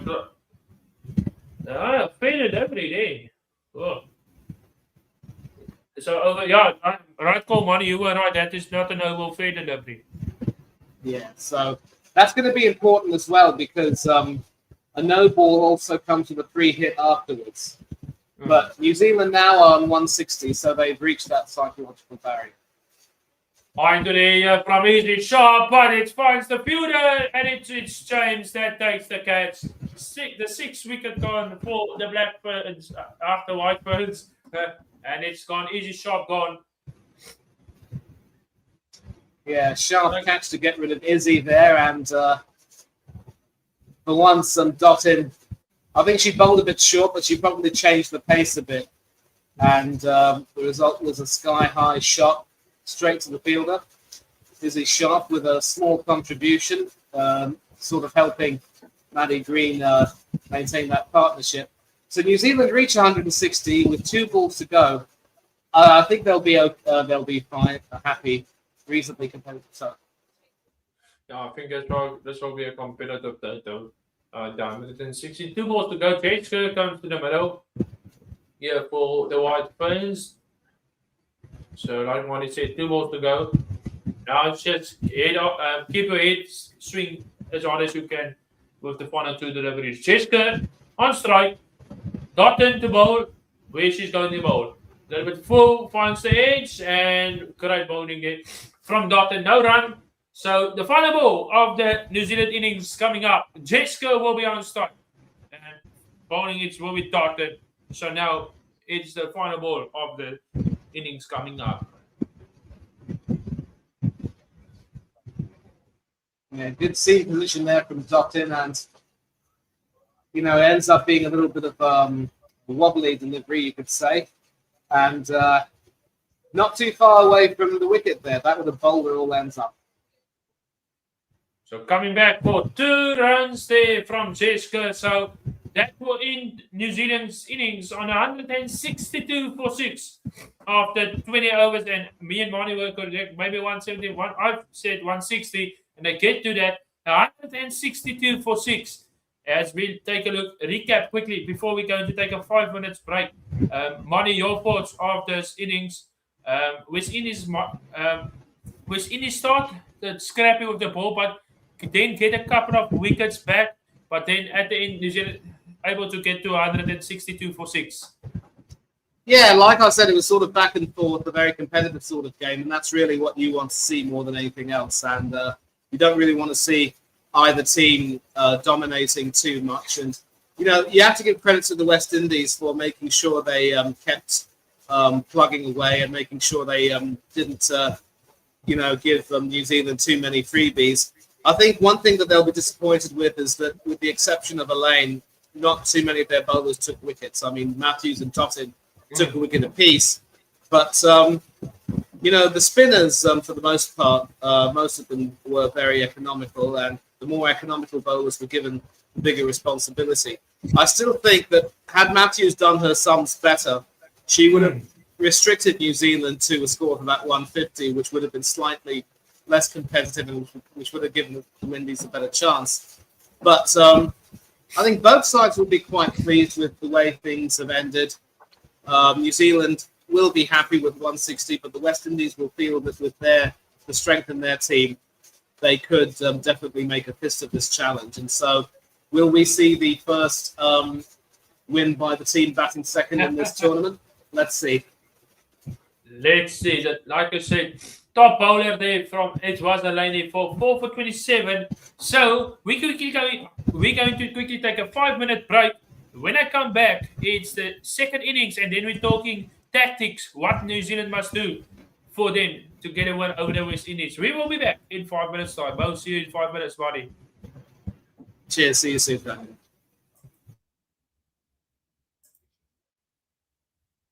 I will be back.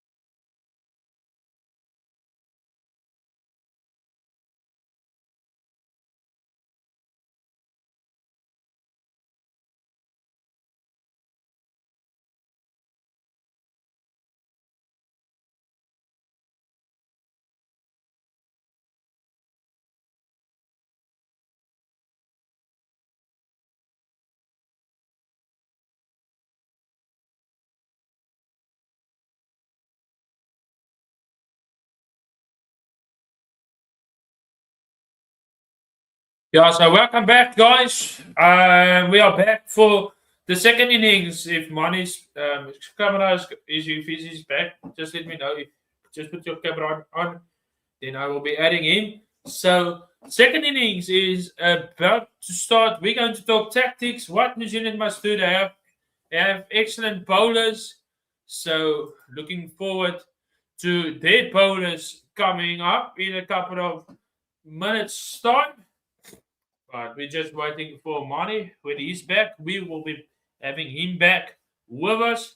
So good to do this game for you guys. It is a Group B match, of course. The West Indies taking on New Zealand women.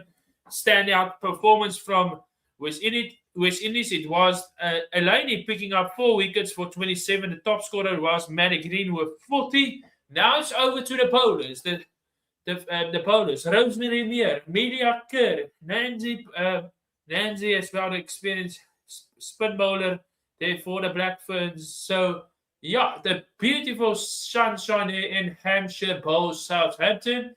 And not many people in for this match, but surely they will be coming out for more games, like I said. So, yeah, just showing the highlights before we will be broke Halliday with the top scorer of 40, like I said. So, yeah, looking forward to the run chase that is coming up shortly between the West Indies. West Indies women needing 163 runs to win. A run rate of 8, starting by 8.1 with the run rate.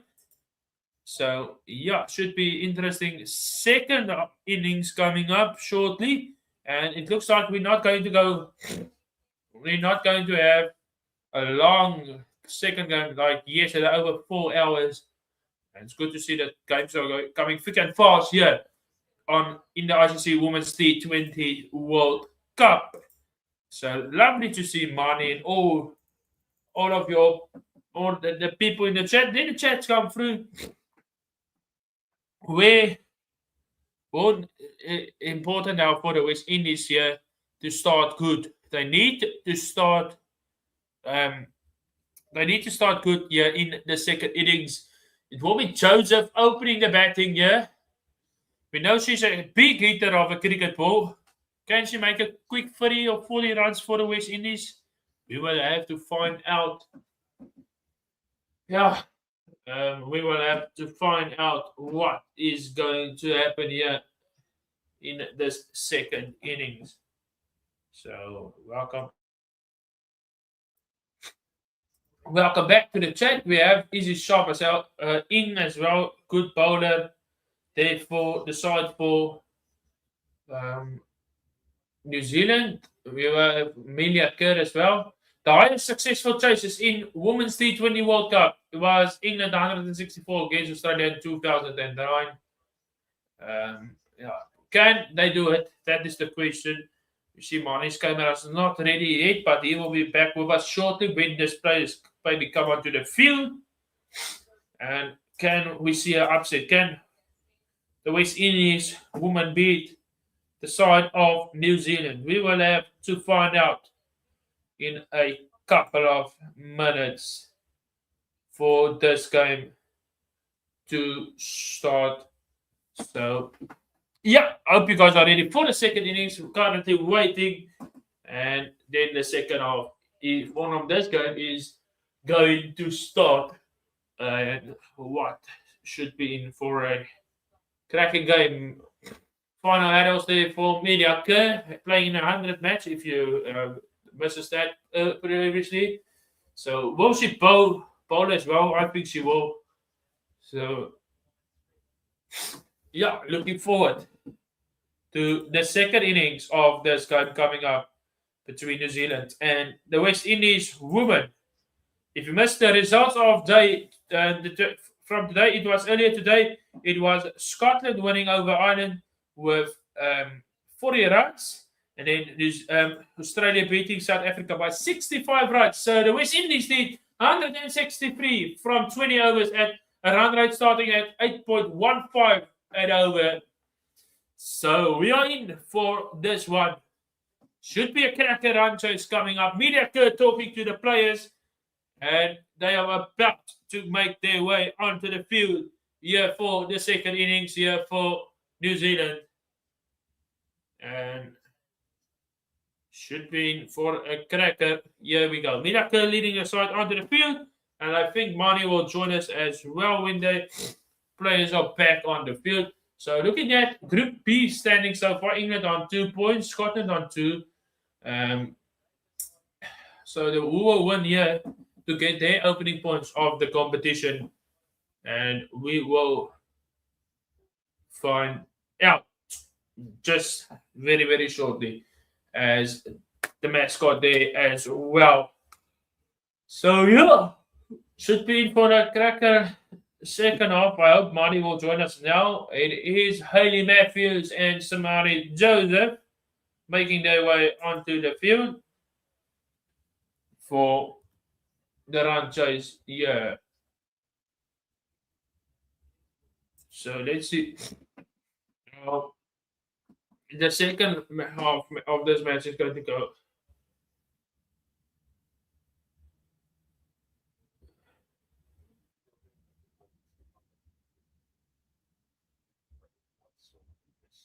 Iman is cameras off at the moment. Hopefully he will join us now in the middle of the matches. So the opening batters, Hayley Matthews and Kohana Joseph. The opening batters here coming here for West Indies. So yeah, it should be in for a great run chase here. 162 New Zealand got. West Indies need 163 runs to win. Is Mani back on the screen? Not at the moment. We just wait for him. He said he will join. So, yeah, we have it there on the screen. I think it is there. Up and running there by West Indies. So, Joseph and Matthews. Opening bowler, Rosemary Mayer will be bowling. And here we go. Second innings, 163 for West Indies to win. Opening bowling here from leaving that one by Rosemary Mayer. Is it a wide? No, it's a good ball there by Rosemary Mayer. So, it goes there for no run. So, still 5 balls to go in the first over here. 163 needed, like I said. Milia Kirk, can she get her team off to a good start? Yeah, Rosemary Mayer to Joseph. Nice defense there for no run.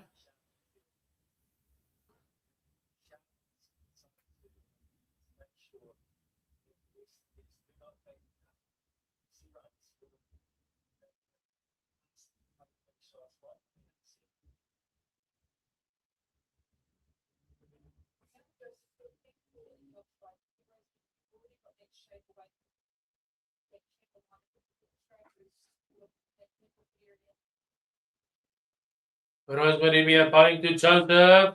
Joseph plays it, gets a handy. Good start there from New Zealand for one good. And there from Sophie Devine. Only one run. Matthews on strike. A little bit wide balls. Cut shot. Not a nice shot there for one run. West Indies get runs on the board.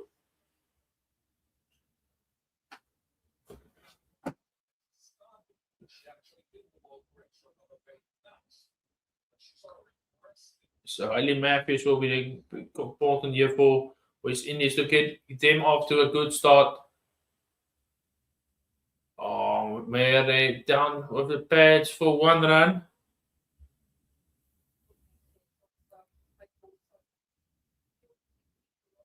So good start here for Rosemary Mayer. Only 2 runs from the first over, 2 balls to go. Sophie Devine needs 1 catch for 50 into 20s. And Kwani Joseph needs 18 runs for 500 in T20s. So Rosemary Mayer bowling to Joseph.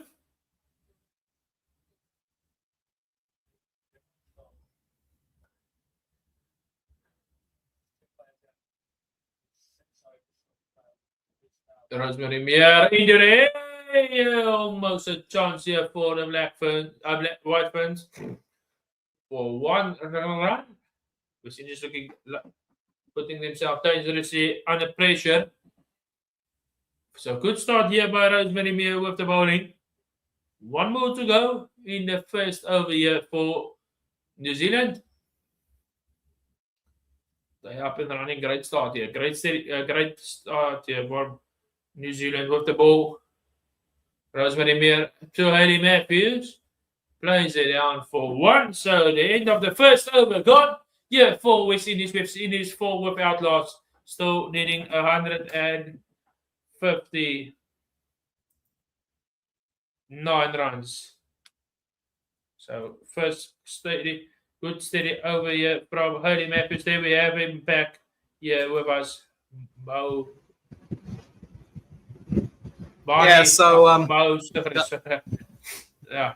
First steady, steady start for New Zealand. Yeah, very steady start. I'm just taking a look at the score. I just missed the first over. I do apologize. I had to get some work done. I had to do a bit of cooking. But yeah, so this is a really good start for New Zealand, and obviously they don't want to give the West Indies too much of an advantage with the bat. And we see Bree Illing, left arm medium.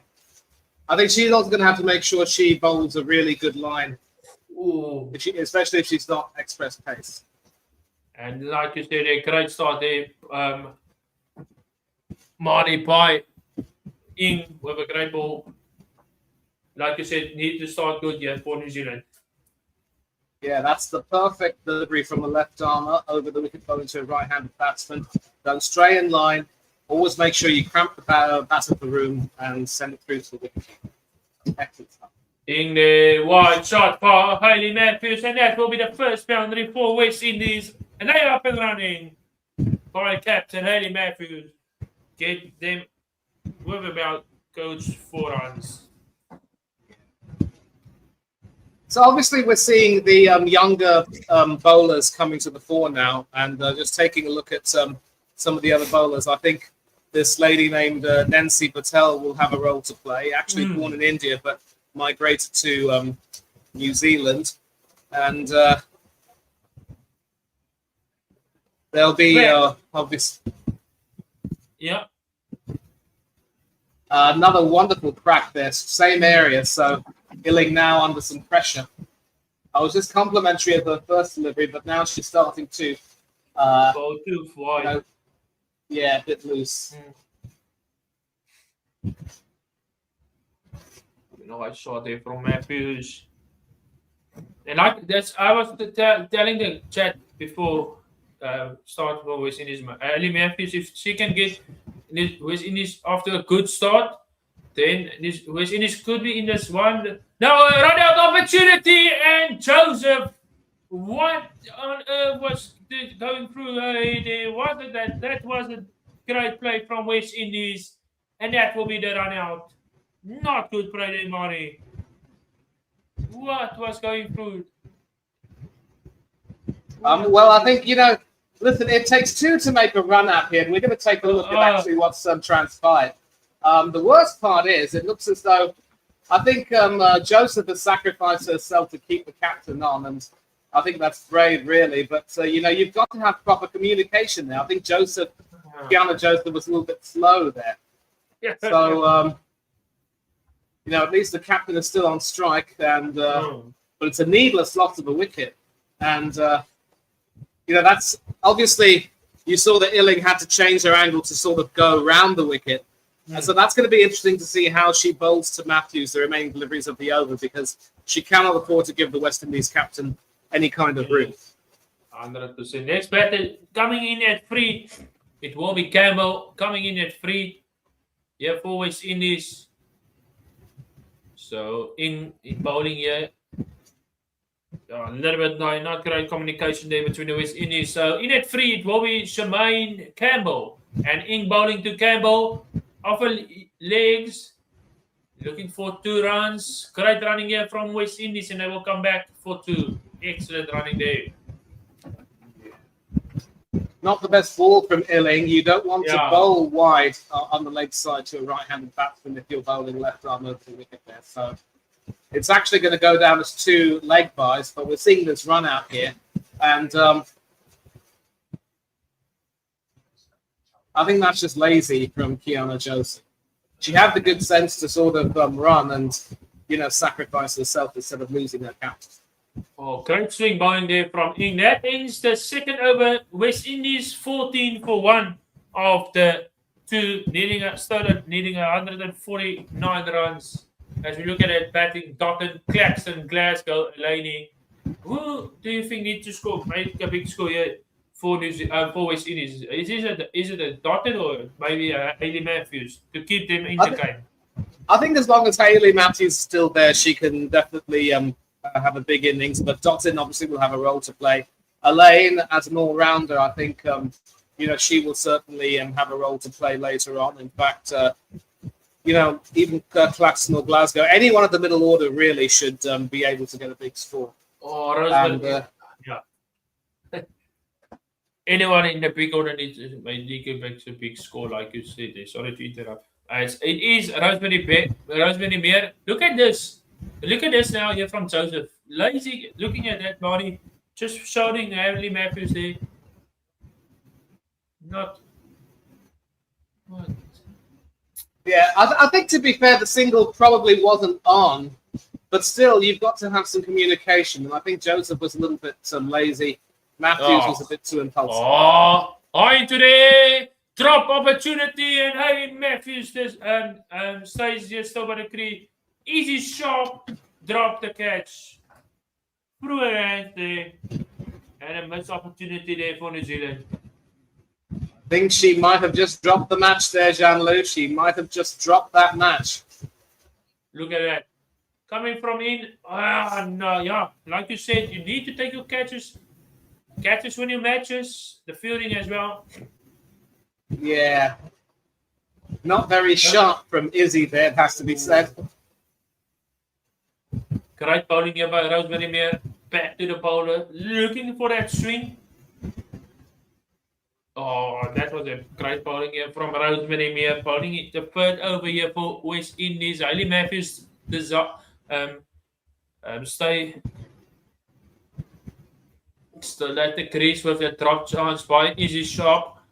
So Rosemary Meer bowling to Campbell. What? Is it a fine tickle? No. What called?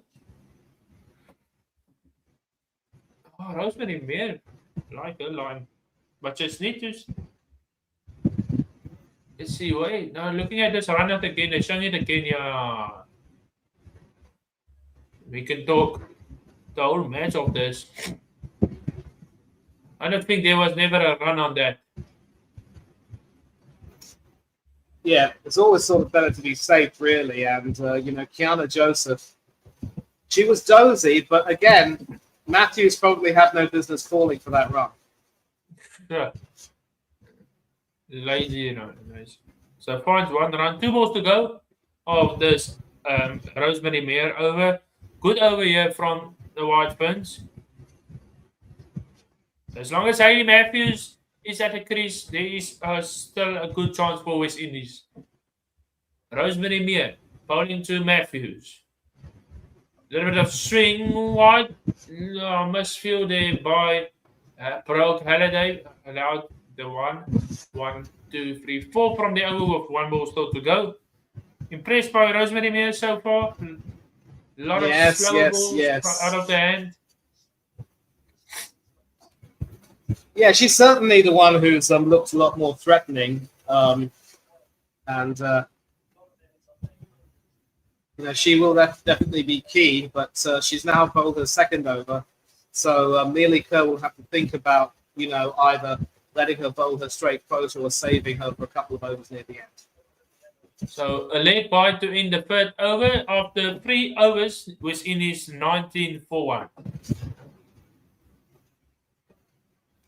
Barely over 6 and over, so that's a decent enough start. But I think New Zealand will feel that they should have had another wicket there, maybe at least 2.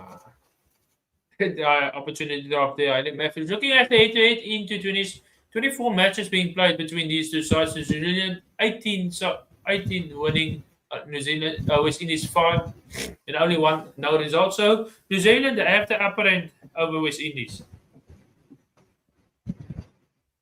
Yeah. I mean, Now the West Indies obvious. coming into bowl. Yeah, the West Indies. Yeah, the West Indies, I think, have just tried to sort of hold their own, but they do still have some heritage being champions in the sport. Jessica is the sister of Milia, if I'm right. Yeah, she's the elder sister of the New Zealand captain. Jessica, also lovely action.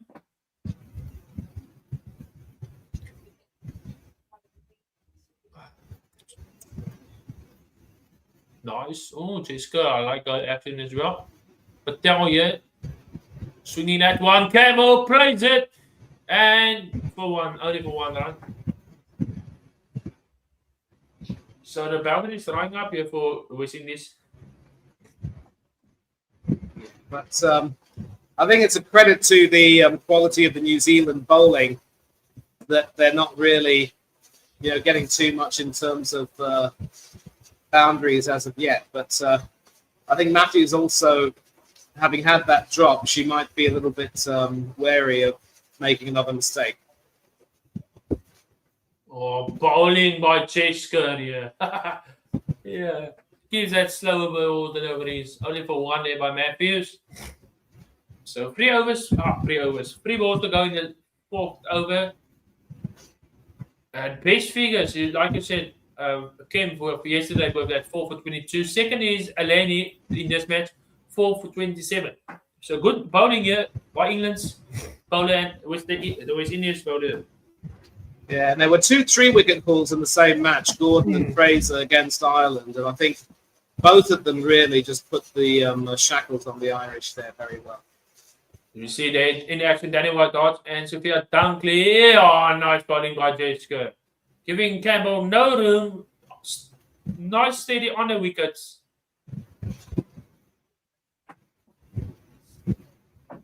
That's what you want to do, Marty. You don't want to give any room. Keep the ball onto the stumps with the bowling. Yes, exactly. You want to make sure that you get everything spot on, and that's what Jessica has done so far. Jessica now wide shot here from Campbell, and they looking to come back for 2. A little bit struggling, but they come back for the 2. Almost trouble with another run out. Yeah, this could be a bit of a problem if Hayley Matthews can't communicate with her players. And, last ball and New Zealand, West Indies will obviously need something here because their run rate's quite low. So final ball of the 4th over. Jessica, bowling nice, steady test. Length there for no run. A good over from Jessica in her opening over. Only 4 runs conceded after 4. West Indies 23 for 1. Run rate of 5.75. Not good if you want to chase. So this is a good start from New Zealand, but I think they're going to look back on that drop chance from Izzy Sharp and say that was where they could have actually really stamped their mark on this match.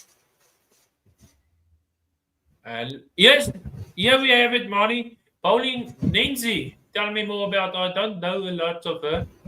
I did see she's a good spin bowler. Yeah, as I said, born in India, but obviously moved to New Zealand at a very young age, played for the New Zealand under-19s and Northern Districts. And she's an off-break bowler.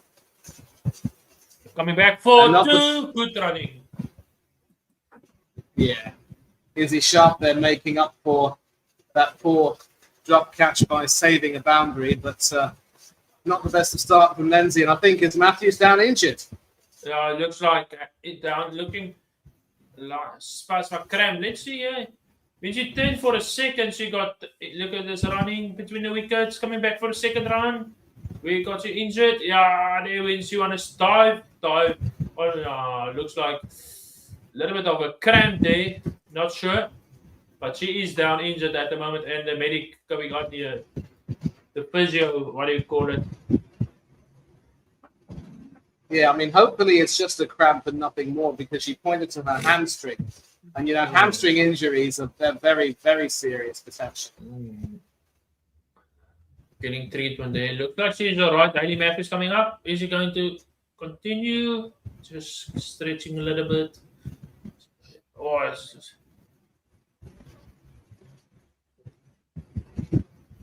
Injury currently there. Stop of player. Hayley Matthews getting some attention.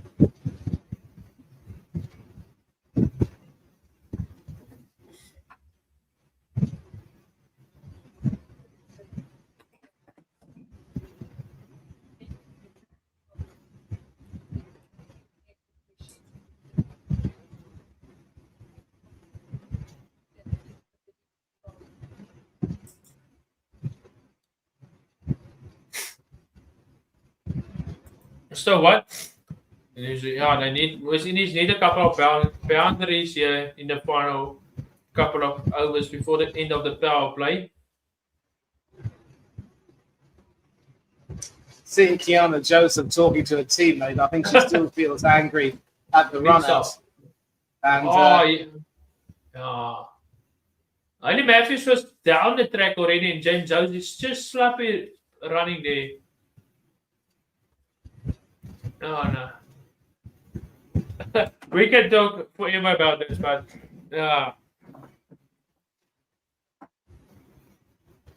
looks like Hayley Matthews is going to continue.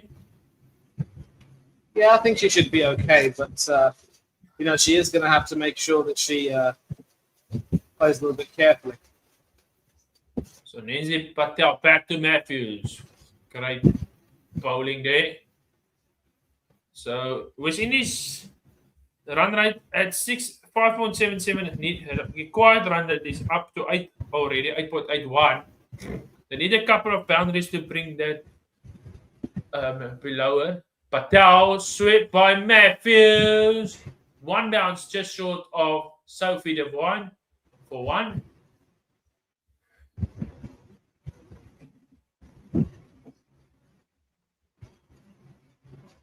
Just a single. And this is actually better bowling, because we saw the first delivery which Matthews played to back the square leg. She just drifted down the leg side. But again, for an off spinner, you want to make sure you keep a tight line, stick to off the middle, don't bowl too wide. Let's see how she does it. Excellent bowling here from Nunzi. Already just 3 runs of this 5th over. Great captaincy by Amelia Kerr, bringing the young Nancy into the attack to put West Indies under a little bit of pressure.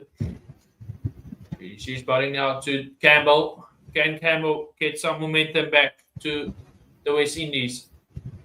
Nancy down the ground and over. Dead, and one bounce for 4. Good attacking shot by Campbell, and that will go on for a 4. Nice. That's what you see. Aggressive attack. Yeah, I'm not too sure why Nancy changed her angle there. She bowled round the wicket. Yeah. So, for the last ball of the 5th over coming up, Nancy now back to Campbell, and it gets the 1 run. So, of the 5 overs, West Indies 31 for 1. Still requiring 132 of 90 deliveries. Yeah, I was just saying, Janlu, I'm not too sure why she changed her angle, because she was bowling well over the wicket, but then she went round. And when she went round the wicket, you know, she got hit before with Campbell going down the ground. Should have had the confidence to keep bowling over the wicket, I think. But yeah, I agree, 100% over the wicket anyway. Let's see who's going to bowl the final over of the power play. And at the moment, West Indies cruising at a run rate of 6.2, 31 for 5. So Jessica bowling a second over to Campbell for no run. West Indies struggling to get and I must say, in the previous earlier stages game today as well, Ireland struggling a lot of dot deliveries earlier today as well. And that's what New Zealand putting the pressure here now against the West Indies as well with the start deliveries. Yeah, again, the thing with Ireland obviously was that they just weren't able to get it together with the bat, and that really cost. Yeah. Down for 1 run. Couldn't get going with the bat. Run rate ticking surely up to 8.93. Need a couple of boundaries here with 4 balls to go in the power play.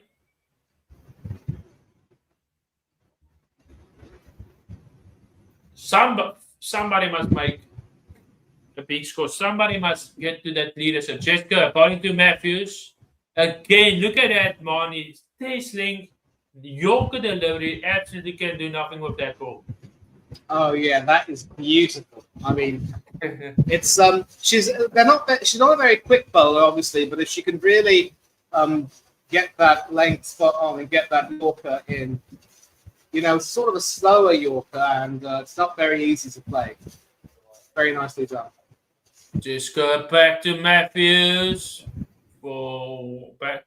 Here's a guys with the fielding for 1 run, and you ever see Kat Frinbrace earlier today? Great innings by her at Old Trafford earlier today. That was the first match of the triple header today. Great play, 60 off 39 balls. What a knock there earlier today by Kat Frinbrace. Quality innings from the Scotland captain and a great partnership with her sister, Sarah Bryce. Brilliant. That was, for me, where the game turned. So another 1 run there. So again, excellent over here. Only 3 runs with 1 ball to go. West Indies cruising here at 34 for 1. Just excellent quality bowling here from the New Zealand ladies.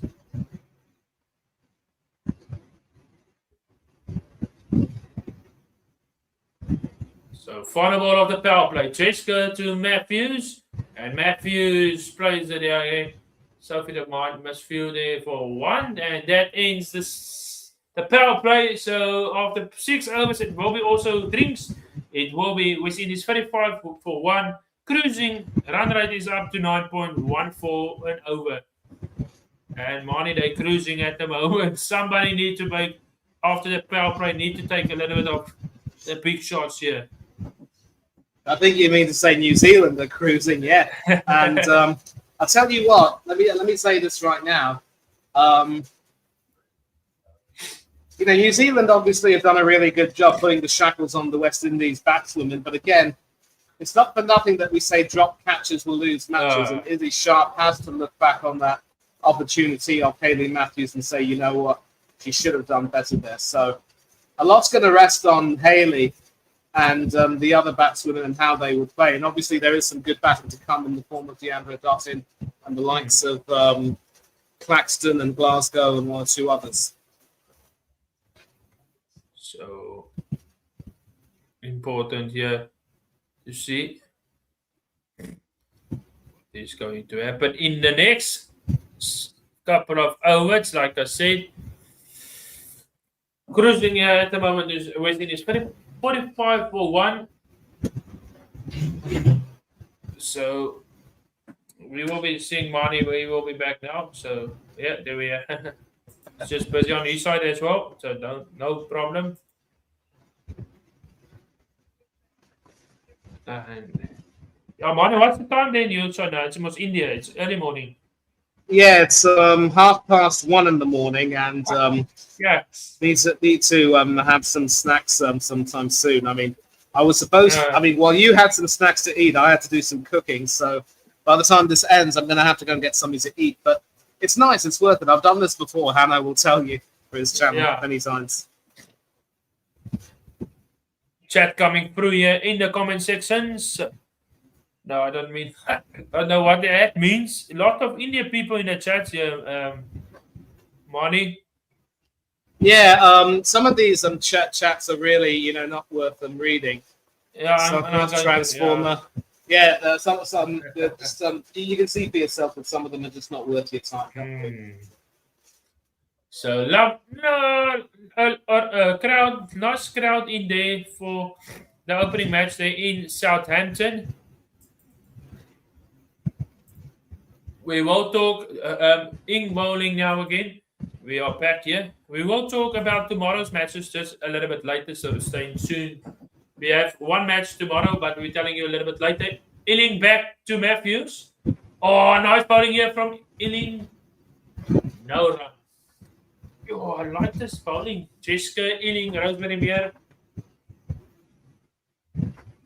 Yeah, she's sort of changed her angle too and is now bowling round the wicket, and that's good thinking there because, you know, again, of course, when you're bowling left on seam, it's always going to be the case that the ball will sort of drift away towards the right, and you have to make sure that you don't want to give the batsman any kind of width or anything. So this is really good stuff from Illing so far. That wasn't good. That was short and wide and had hit me written all over it. Hit me all over the ball there by Hayley Matthews. Gets a score on to 21. Yeah, that's hit yourself. Length ball there from, not great bowling there from Illing. Hayley Matthews not going to miss out on that.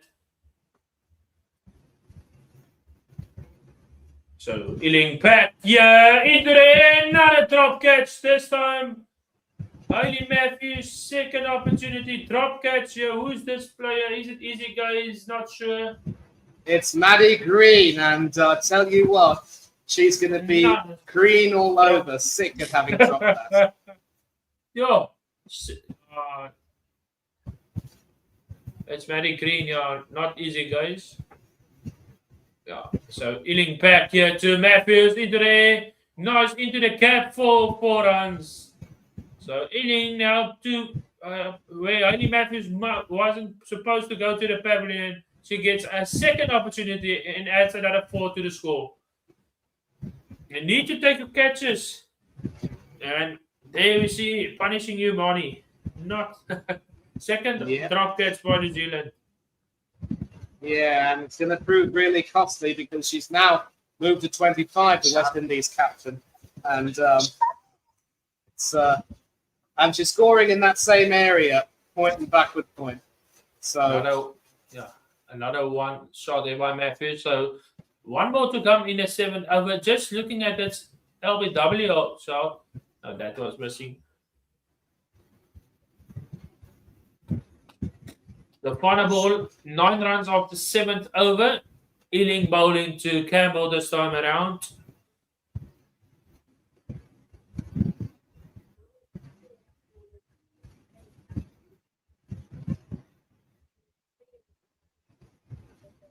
So Illing here, bowling to Campbell. A little bit short, over the keeper. One couple of bounces over the keeper's head. And that ends as expensive over there for New Zealand. 4-8.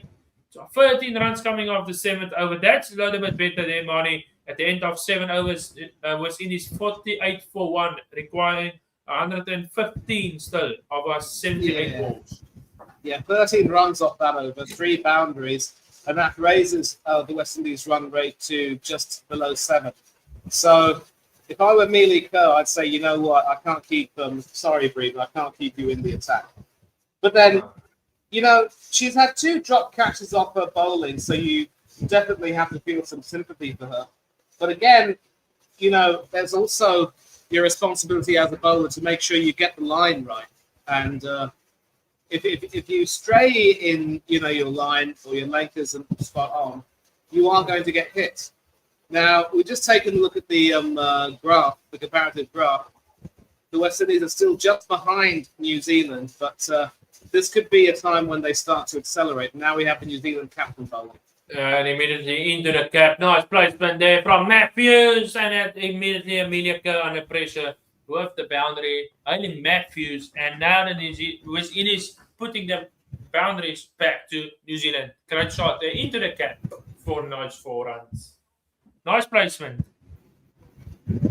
Yeah, Amelia Kerr obviously, I think she was going for the googly, which went the other way, but Hayley Matthews picked that very well, and that's too short, really. Again, if you're a leg break bowler, you've got to bowl fuller than that. You've got to get you to bowl it. And there is no way fields are going to get that. So Mirak bowling to Matthews, and again sweep. into the gap and coming back for only 1 run. This part is the bowling here for West Indies. Oh, slow and steady bowling nicely here for the West Indies. Yeah, Amelia Kerr, leg spin bowler, ranked 11th in the world. She's taken over 100 wickets already. But yeah, she was going for the googly there. Sweep, looking for 2. And almost there. But luckily Campbell coming back for the 2 runs there for West Indies. Yeah, once again, Hayley Matthews living a very charmed life out there. She's had 2 drop catches and survived. I mean, she survived the run out and a couple more run out attempts already. So New Zealanders have got to get their composure right. So the win predictor at the moment, 53% goes with West Indies, 47 at the moment of the season. Quite a little bit too early for me. So Amelia Kerr bowling to Campbell, using a fade Campbell, and straight back to Maddie Green with the fielding for 1 run. So that's second wicket partnership bowling here for West Indies. 44 of 37 balls. Yeah, this is a fine partnership. Certainly the experience of Campbell, along with her captain Matthews, coming to the fore, and Matthews also taking the lead, but also, it has to be said, benefiting from some pretty poor fielding. And yeah, this is the dive, and she was well safe. Well safe. Dot ball, 2 balls to go in the 8 over here. Amelia Kerr looking just at this ball. Oh, just an inside edge to the pad.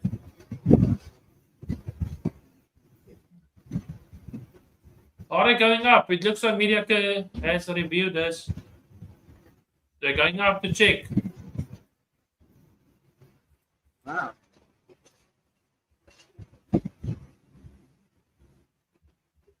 This is going to be crucial because, reviews cannot be just used willy-nilly. I think there was an inside edge, but let's see.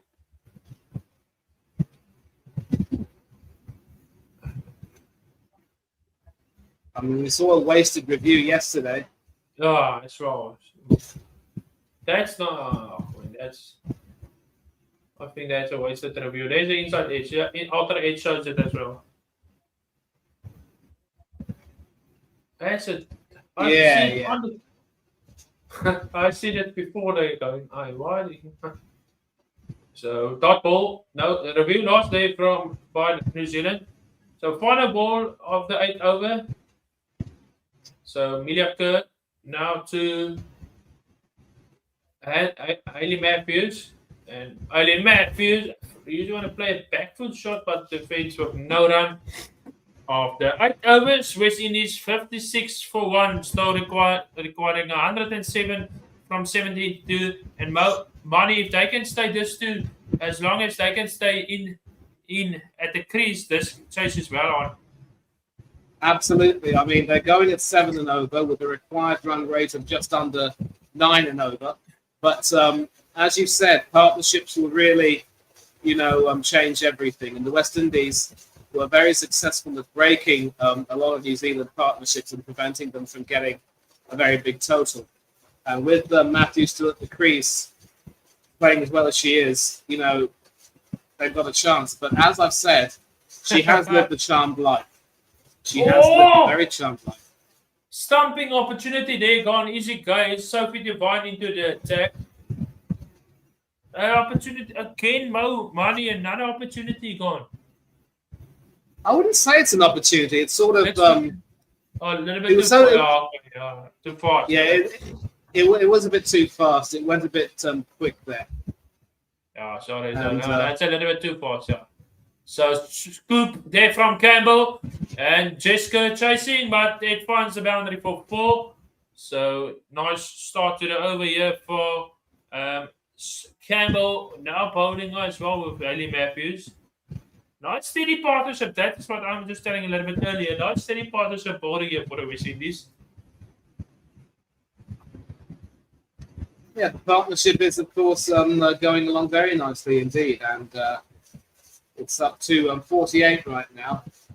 And again, we're seeing the paddle sweep or scoop or whatever you want to call it, and that's going to be a very, very frequently used shot in this tournament.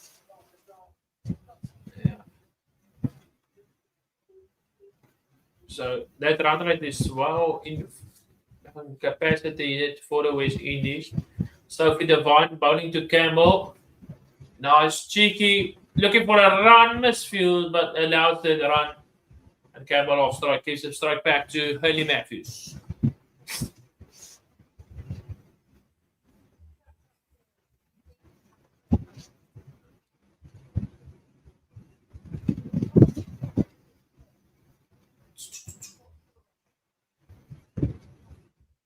So Devine back, slivered short, into the gap for one.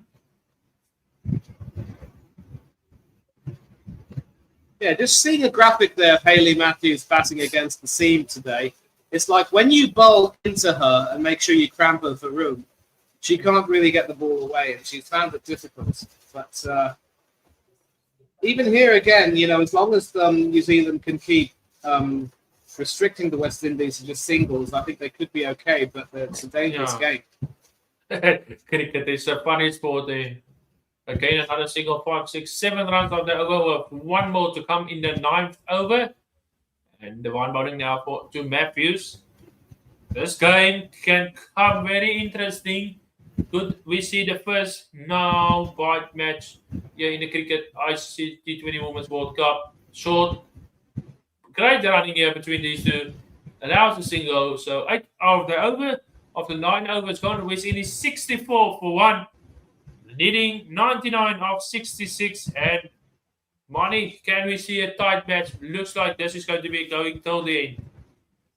Oh yeah, now the required run rate has increased to exactly 9 and over.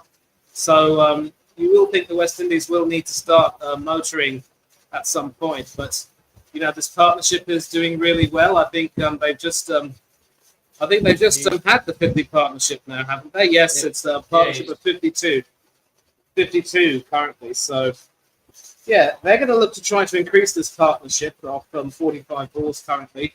Both of them scoring equal amount of runs.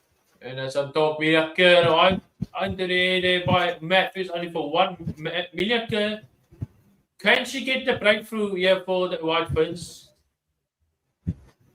I think the problem with Mealy is that she does seem to not really get that much in terms of she's not getting that much in terms of drift from the looks of this. And then there's both money talk there, reverse sweep miss, and it's Campbell gone. Or is it Matthews? No, it's Campbell. It's Campbell, and the West Indies will take that. But I think they might ask for a review. I'm not too sure. We're going to have to see. The decision has been reviewed, and Campbell will go up to check. That is the second wicket down for West Indies. Just after the 50 partnership. Let's see, where was this ball pitching? In line? Was there outer edge? Let's see. Karen Klaster getting a lot of work at the third umpire and no money. Yeah. It could very well be that. Wait. It does look as though there might be a gap between the bat and the ball this time. It does hit her on the knee, actually on the upper thigh. Now she was batting right-handed, so yeah, you can see there the gap between the ball and the bat hits her right on the up on the thigh, and the only question is it in line? Yeah, pitching. Let's see. The question is in line, outside, impact outside, review retain, and West Indies keep their review.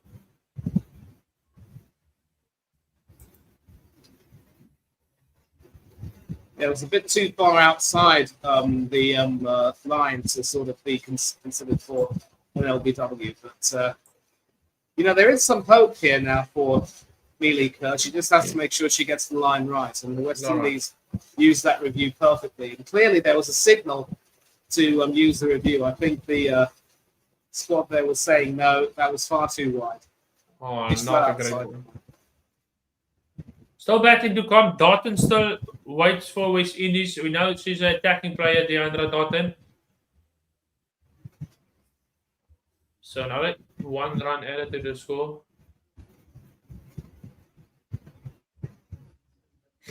Easy guys. Oh, we will talk. New Zealand second match. We will talk about that later. I will tell you guys later who they're playing in the second match. I think it's Sri Lanka. Yeah, Sri Lanka on Monday.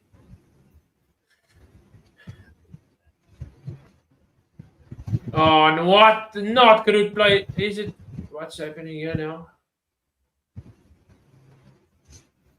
Well, they were looking for an overthrow, but I don't think they were able to get it. So 2 balls to go in the 10th over. Then we are halfway of this innings.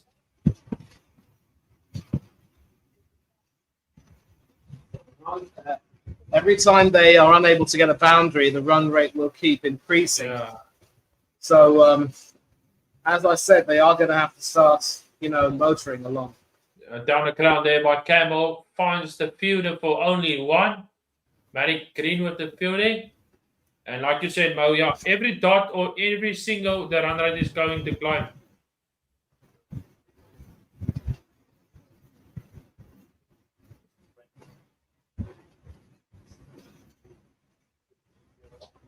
So final ball of the 10th over. Matt Pierce with a sweep. But there is a fielder there, only for 1. So halfway stage, it is West Indies 69 for 1. And needing 94 of 60 balls. Required run rate now 9.40 and over. And the current run rate is 6.9. So this is good stuff. And so how Mealy Kerr rotates her bowlers will be key. There's no way that she can give Bree Illing another over because, she was able to, she ended up releasing quite a bit of pressure. I think she's saving Rosemary Mayer for 1 or 2 overs, either in the middle of the. There are 10 overs left, so she could get another over after about 3 or 4 to try to break the partnership, and will bowl 1 near the end. Jess Kerr has also been outstanding. I think Mealy Kerr's done quite well. Sophie Devine and Nancy Patel have just conceded 8. Just Illing has been the problem here. It's Nancy now who bowls her first ball. And she gets the field placing right with short fine leg coming on, bowling round the wicket, trying to cramp the batters for room. So let's see how she does with her next ball. Nancy Patel over the. What a shot from Matthews, and it goes all the way for a 6. What an excellent shot there from Hayley Matthews. Extra cover over for 6. What a shot. 80 meters. Quality shot. I think she probably saw that there were some gaps in the outside field, and it was also a pretty poor ball from Nancy, quite a bit short, and Hayley using the long handle there, quite brilliant. Nancy, what? Oh, another opportunity dropped out of the hands. Nancy Patel, but I think her elbow hit the ground and then the ball popped out. Let's check again. Yeah, that is the elbow hit the ground. She had the ball. Oh, that is tragic. Yes. Almost. Good. Oh. She actually did a great job of getting it in her fingers, but on impact it just fell out. Nancy Patel. Drop catch of here comes another drop catch. This time it is Amelia Kerr. Puts down Campbell. It's all happening here, Miami. What on earth are we seeing here now? Amelia Kerr puts that one down. Look at that. Oh my word. This time it's Campbell with the drop catch. Nancy Patel back here, down the ground for 1 Plummer with the fielding. Oh, Amelia Kerr with it. Normally with safe hands there, Marnie. Yeah, normally with very safe hands, but I think it is a sign that maybe even the pressure started to tell now, and you can see that six has sort of rattled them a bit. Not good bowling here from Nancy Batella. Expensive over here. 10, 12, 13, 14 from the 11th over. And it moves to Hayley Matthews to 47 after 11 overs. And the run right now going down to 8.89. It is after 11, 83 for 1. Not a good over here from Nancy Batella. Yeah, I think she's once again bowling short. If you bowl too short out of an off spinner, you are asking for trouble. And she was trying to bowl around the wicket. I'm not too sure why she should have done that, to be honest with you. Needs to be more attacking. Sure. Guys, don't forget to hit that like button on both me and Anu's channel. Would be appreciated. Would be much appreciated. We're doing a lot of work behind the scenes as well. Jessica bowling the 12th over. Nice on the stumps by Campbell. And they're looking for two. No, only one place fielding by Plymouth.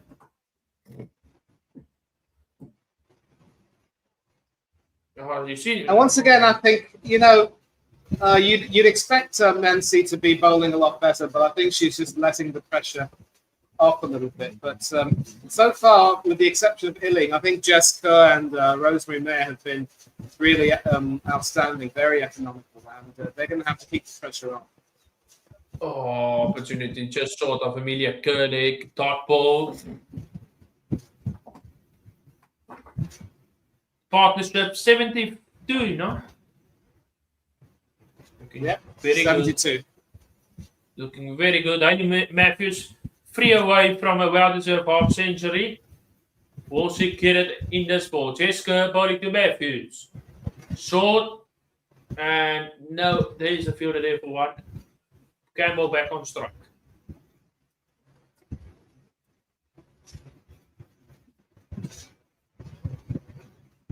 But again, this is really important stuff from Jessica, only dealing in singles, and once again, not really willing to allow the West Indies to get too far away.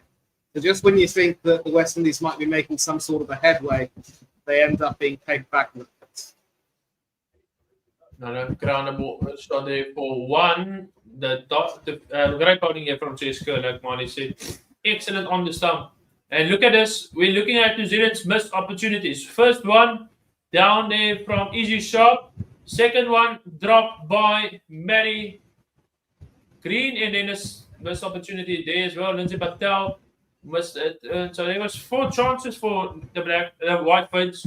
Back here by Jessica. What a shot, Hayley Matthews. But it finds Mary Green. And an important wicket there for the White Ferns as Jessica strikes. And it is the end of Hayley Matthews, the captain. Important wicket there. And it gets the end of the partnership. Yeah, well, I'll tell you what. You can only be lucky for so long, but when you push your luck too far, you will end up paying. And another excellent delivery from Jessica. A sort of a leg break, slower ball. Hoping to play the stand and deliver shot, but not really getting to it. Fielder there at long on, and Maddie Green making amends for an earlier drop, and the captain's elder sister coming up trumps with the ball. So no half century for the West Indies captain, but fine innings. And yet, with Deandra Dottin coming in, there will be some pressure, but there is still a little bit of hope. There's a little bit of a Neil Patton and Dottin coming into the crease here. Jessica White, good over here already. 3 runs and a wicket. 1 ball. Look at their figures. 1 for 11 after 2.5. Excellent. So Deandra Dottin in at 4 for the West Indies, leading still 77 of 49 balls. We know the attacking player what she can do. So Jessica bowling to Dottin. First ball on the stumps, great test link, and that will be a dot. End of the 12th over. After 12, it is West Indies 86 for 2. Brilliant bowling. in the block hole, as they would say, and that is how the type of over you want to bowl. With 3-1 runs and an important wicket from that. And now the pressure increases. So, as you mentioned, Janlu, Deandra Dottin is quite an attacking player, but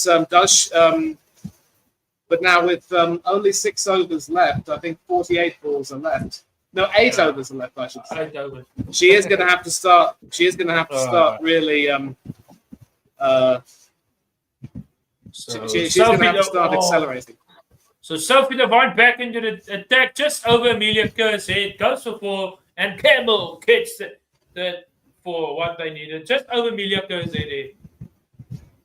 Yeah, that they definitely needed that, and just goes to show when you bowl that type of pace, you've also got to be prepared for a shot there, and a much taller fielder would have caught that. Oh, bowling Devine, brilliant. Oh, beautifully done. Straight through. Bang on 100 kilometers an hour.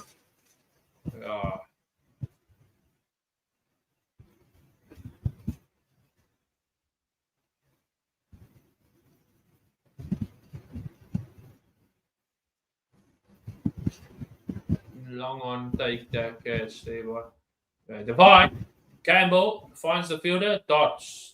And now the pressure, the dots folding to find, and the run rate climbing up now, almost over 10 now.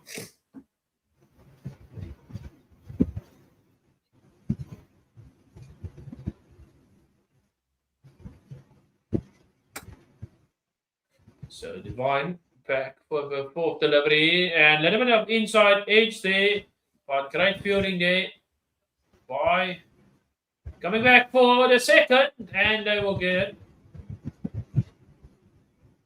So 2 balls to go in this 13th over. Great running there. Yeah, it had to be good because they had to make sure that they saw where the ball was going. But they need to start scoring more. And Dottin has only played 1 ball, hasn't really been gone into it. And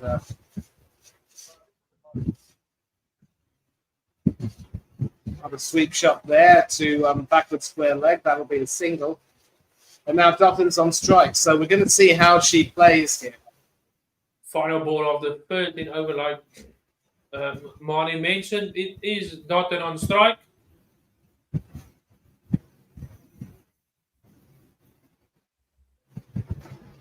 What will she do?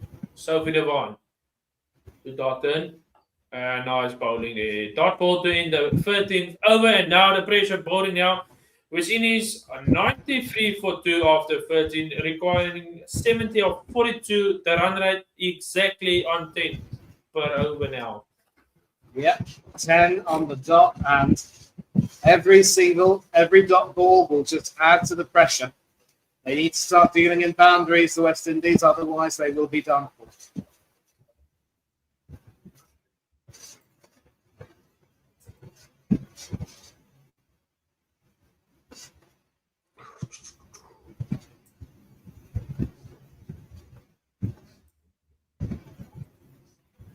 So, who's got the ball now? The important Amelia Kerr is going to get another over here. Only the 14th. And back to Campbell. All the way for maximum. And pressure on straight back to Amelia Kerr. First ball of a 3rd over goes for maximum. Wonderful shot there from... Yeah, as you said, great use of her feet there. And that takes the West Indies total to 99. And... just too short there from the New Zealand captain. Amelia Kerr for a 2nd delivery sweep. And that will be 100 coming up in the 13.2 overs. 100 is up for the West Indies. And are we in for a tight finish here? 100 is up on the board for the West Indies.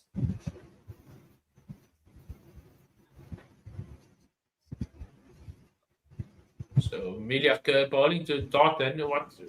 We know what Dottin, she likes to go as well. But just 2 deliveries faced by Dottin. That was a good shot there using the feet of Campbell. So Amelia Kerr back to Dottin. shot here to the field for only one. Every one ball, the run rate is every dot or one, like you said, the run rate is climbing. By the way, I don't know if you mentioned this, but the New Zealand players are wearing black armbands today, and that's in solidarity with Brooke Halliday and her family after the tragic passing of her younger brother in a road accident last month. So we offer the family condolences, and that's a sharp chance they're put down by Mealy Kerr.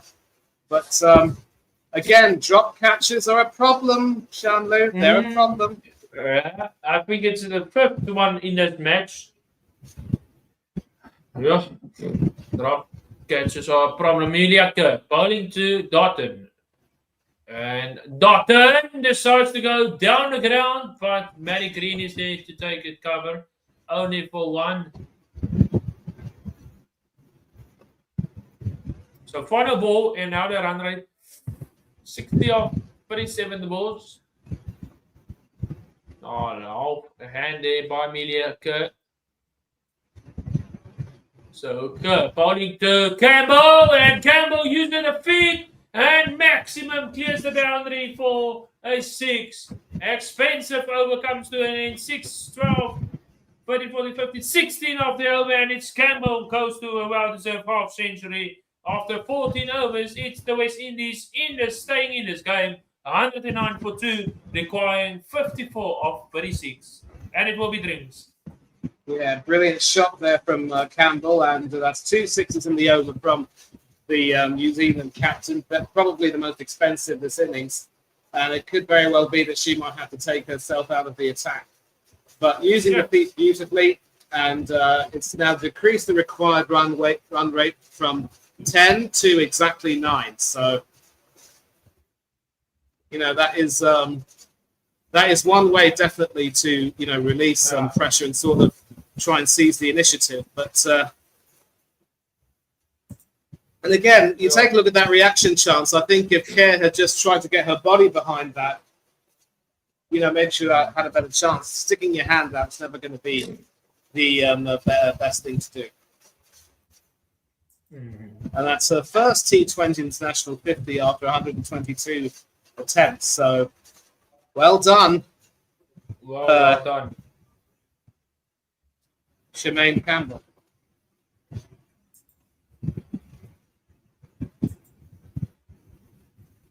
So, yeah, 6 overs to go. If Campbell can stay there till the end, this game is still on for West Indies.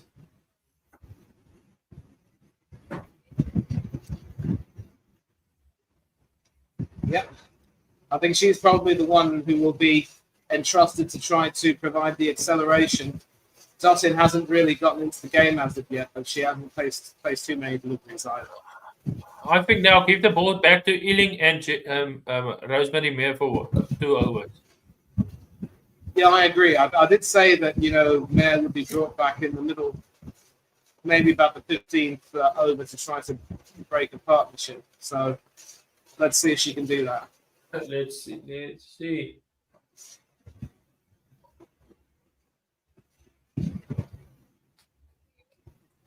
Good to see the crowd there as well. The win predictor still saying that New Zealand have a 63% chance. Yeah. But, you know, with Campbell batting the way she's doing, it's still very much up for grabs. Yeah, 50 up for grabs. Here we go. It is Rosemary Mayer back on the. That's what I wanted. Rosemary Mayer off. No, 0 wickets for 7 runs after 2. She's bowling her third over. Here we go. Rosemary Mayer starting to the 15th over to Dottin, only for 1. Great bowling from Rosemary Mayer.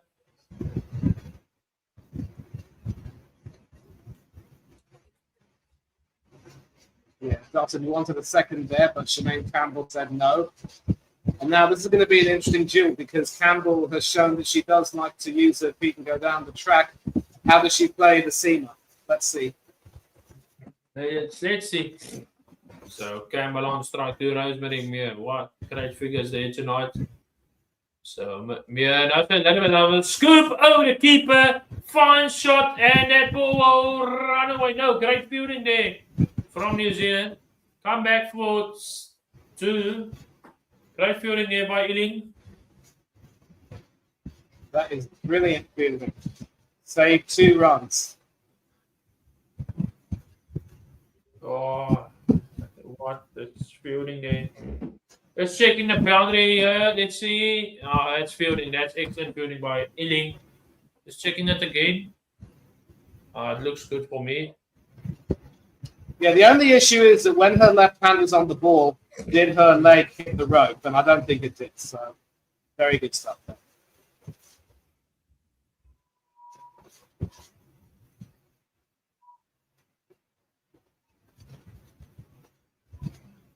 Checking it again. Let's see that the hand. That was fine for me as well. It's a tight ball. It was a tight ball, but they've checked it. Great stuff there from the left arm seamer. Brilliant fielding there from.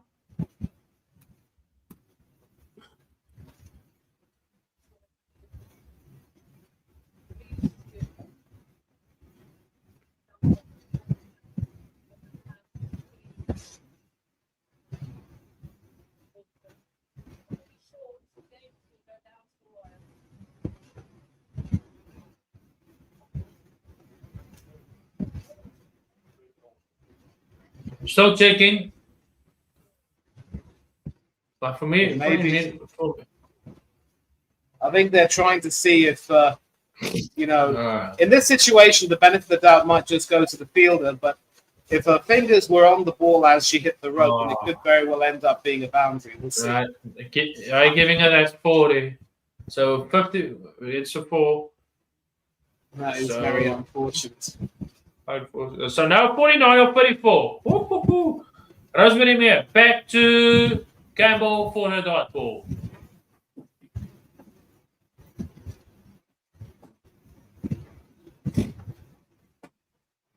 Excellent.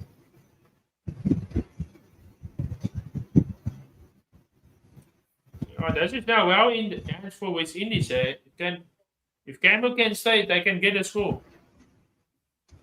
Yeah, it's still dicey because it's still approximately 9-0.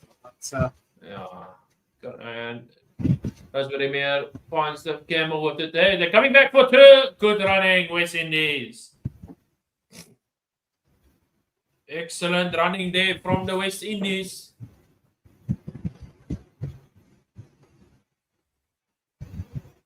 So.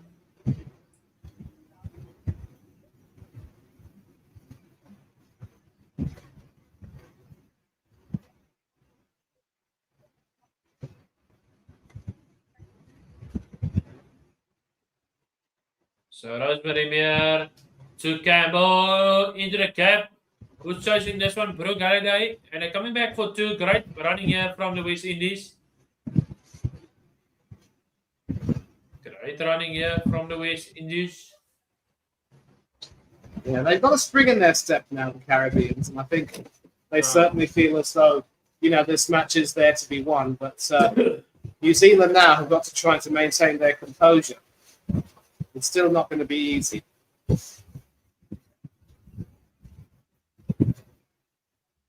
So final ball of the 15th over Campbell on strike. Rosemary Mayer finds the fielder there from Campbell. So 5 overs to go. West Indies are 119 for 2, requiring a 44 of the last 30 balls. And now this could be, for me, the favor in West Indies. 44-30. It could definitely be, and unless New Zealand find a way to break this partnership and get a wicket or 2, then that could very well be the match in the West Indies' favour. You're right. Shemaine Campbell's batted magnificently, continuing the good work done by her skipper, Hayley Matthews. And it has to be said, though, that the drop catches have really cost New Zealand today. 100%. They're going to look back on those drop catches. They're going to look back on that and say that those drop catches have cost them. So Cheska back to Campbell, and Campbell decides to play the chariot, a plumber with the fielding, and they're coming back for 2. And what is the decision? Now it's 2. Great running from West Indies here. Yeah, they made it comfortably enough. The throw was a little bit wide. It needed to be more on target to make it a bit tighter. Yeah. So, not necessarily a bad start there from Jessica, but she would have liked to have limited that to 1. And yeah, you can see right now the West Indies just look sharper and a bit fitter. And I think the White Ferns are starting to lose composure. The White Ferns need to get a wicket here. This is well and true in favour here for the West Indies.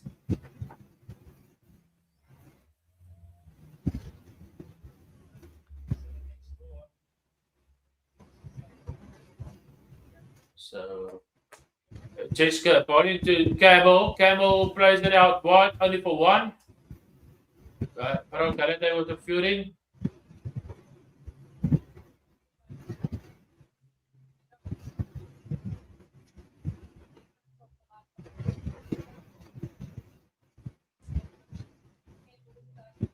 Best match so far of the World Cup. I think this one is so far. What a game.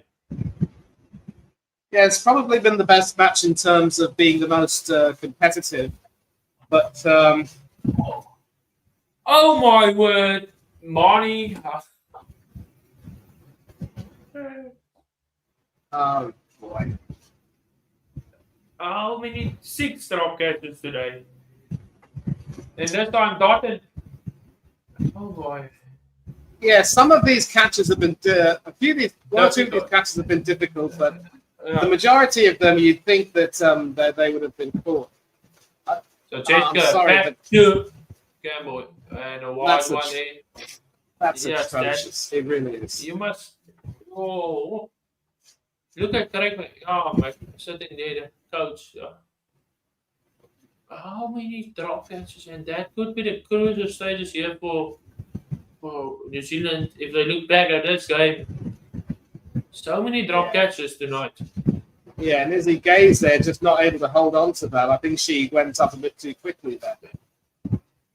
And Dotton now into the gap here. Great fury from Plymouth, but they will come back for 2 excellent running here from New Zealand, West Indies. And now this game is starting to get tight. Very tight. Final. The run rate is still around about 9 and over, but I think the West Indies are playing this very well indeed. New Zealand are just losing their composure at the worst possible time. So final ball of 16 over as Dotton as he has the power and excellent catch by Maddie Green, and that is an excellent wicket for the White Ferns, and it's to the part of Deandra Dotton. Excellent catch there on the boundary by Maddie Green. Third wicket gone. A brilliant catch under pressure. She was standing next to the rope. These are the types of catches that could very easily go for 6 if they're dropped or misfielded. But that, I'll tell you what, if they do go on to win, those 6 drops will be just a bad memory. I think they'll look back on these 2 catches from Maddie Green as something that's really saved them. So Dotton not really troubling the scorers there, 6 off 8. And so it'll probably be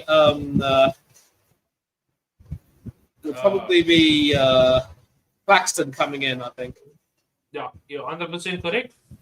Claxton is next in. So 27 or 24. Yeah. We've had someone in the chat saying that they disagreed with that boundary. We disagreed too. And then, 6 drops also agreeing with you there. Banana Brooks 3836. Yeah. Oh, boy. Yeah. Good to see the people in the chat. As Claxton comes to the middle. Final 4 overs to go. And stopping the ball. High to there. Campbell for only 1. So the new batter is now on strike. How important is now for Sophie to bind here to bowl the excellent over? Yeah, well, obviously, she's got a left-hander that's just come to the crease. I mean, Dotton would have thought that she would have hit a 6 there, but that was brilliantly taken by Maddie Green. And now with Claxton coming in, Devine's going to have to sort of change her line and change her approach a bit because, the last thing that she would want is to let a new batsman come in and start scoring. So Claxton on strike. It is Sophie Devine. Can she get another wicket? No. And here's a run out opportunity. No. Only one great running here. Keeps the press. Keep the strike back to Campbell.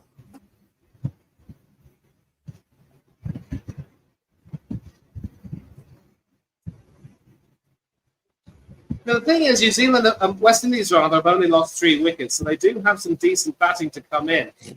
Yeah. But, you know, with the run rate increasing and the number of balls decreasing, it's like there will still be a little bit of pressure.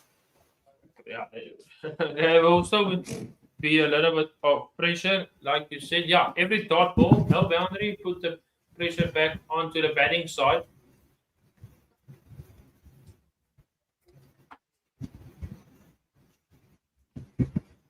So Devine to Claxton, and they're looking for the one.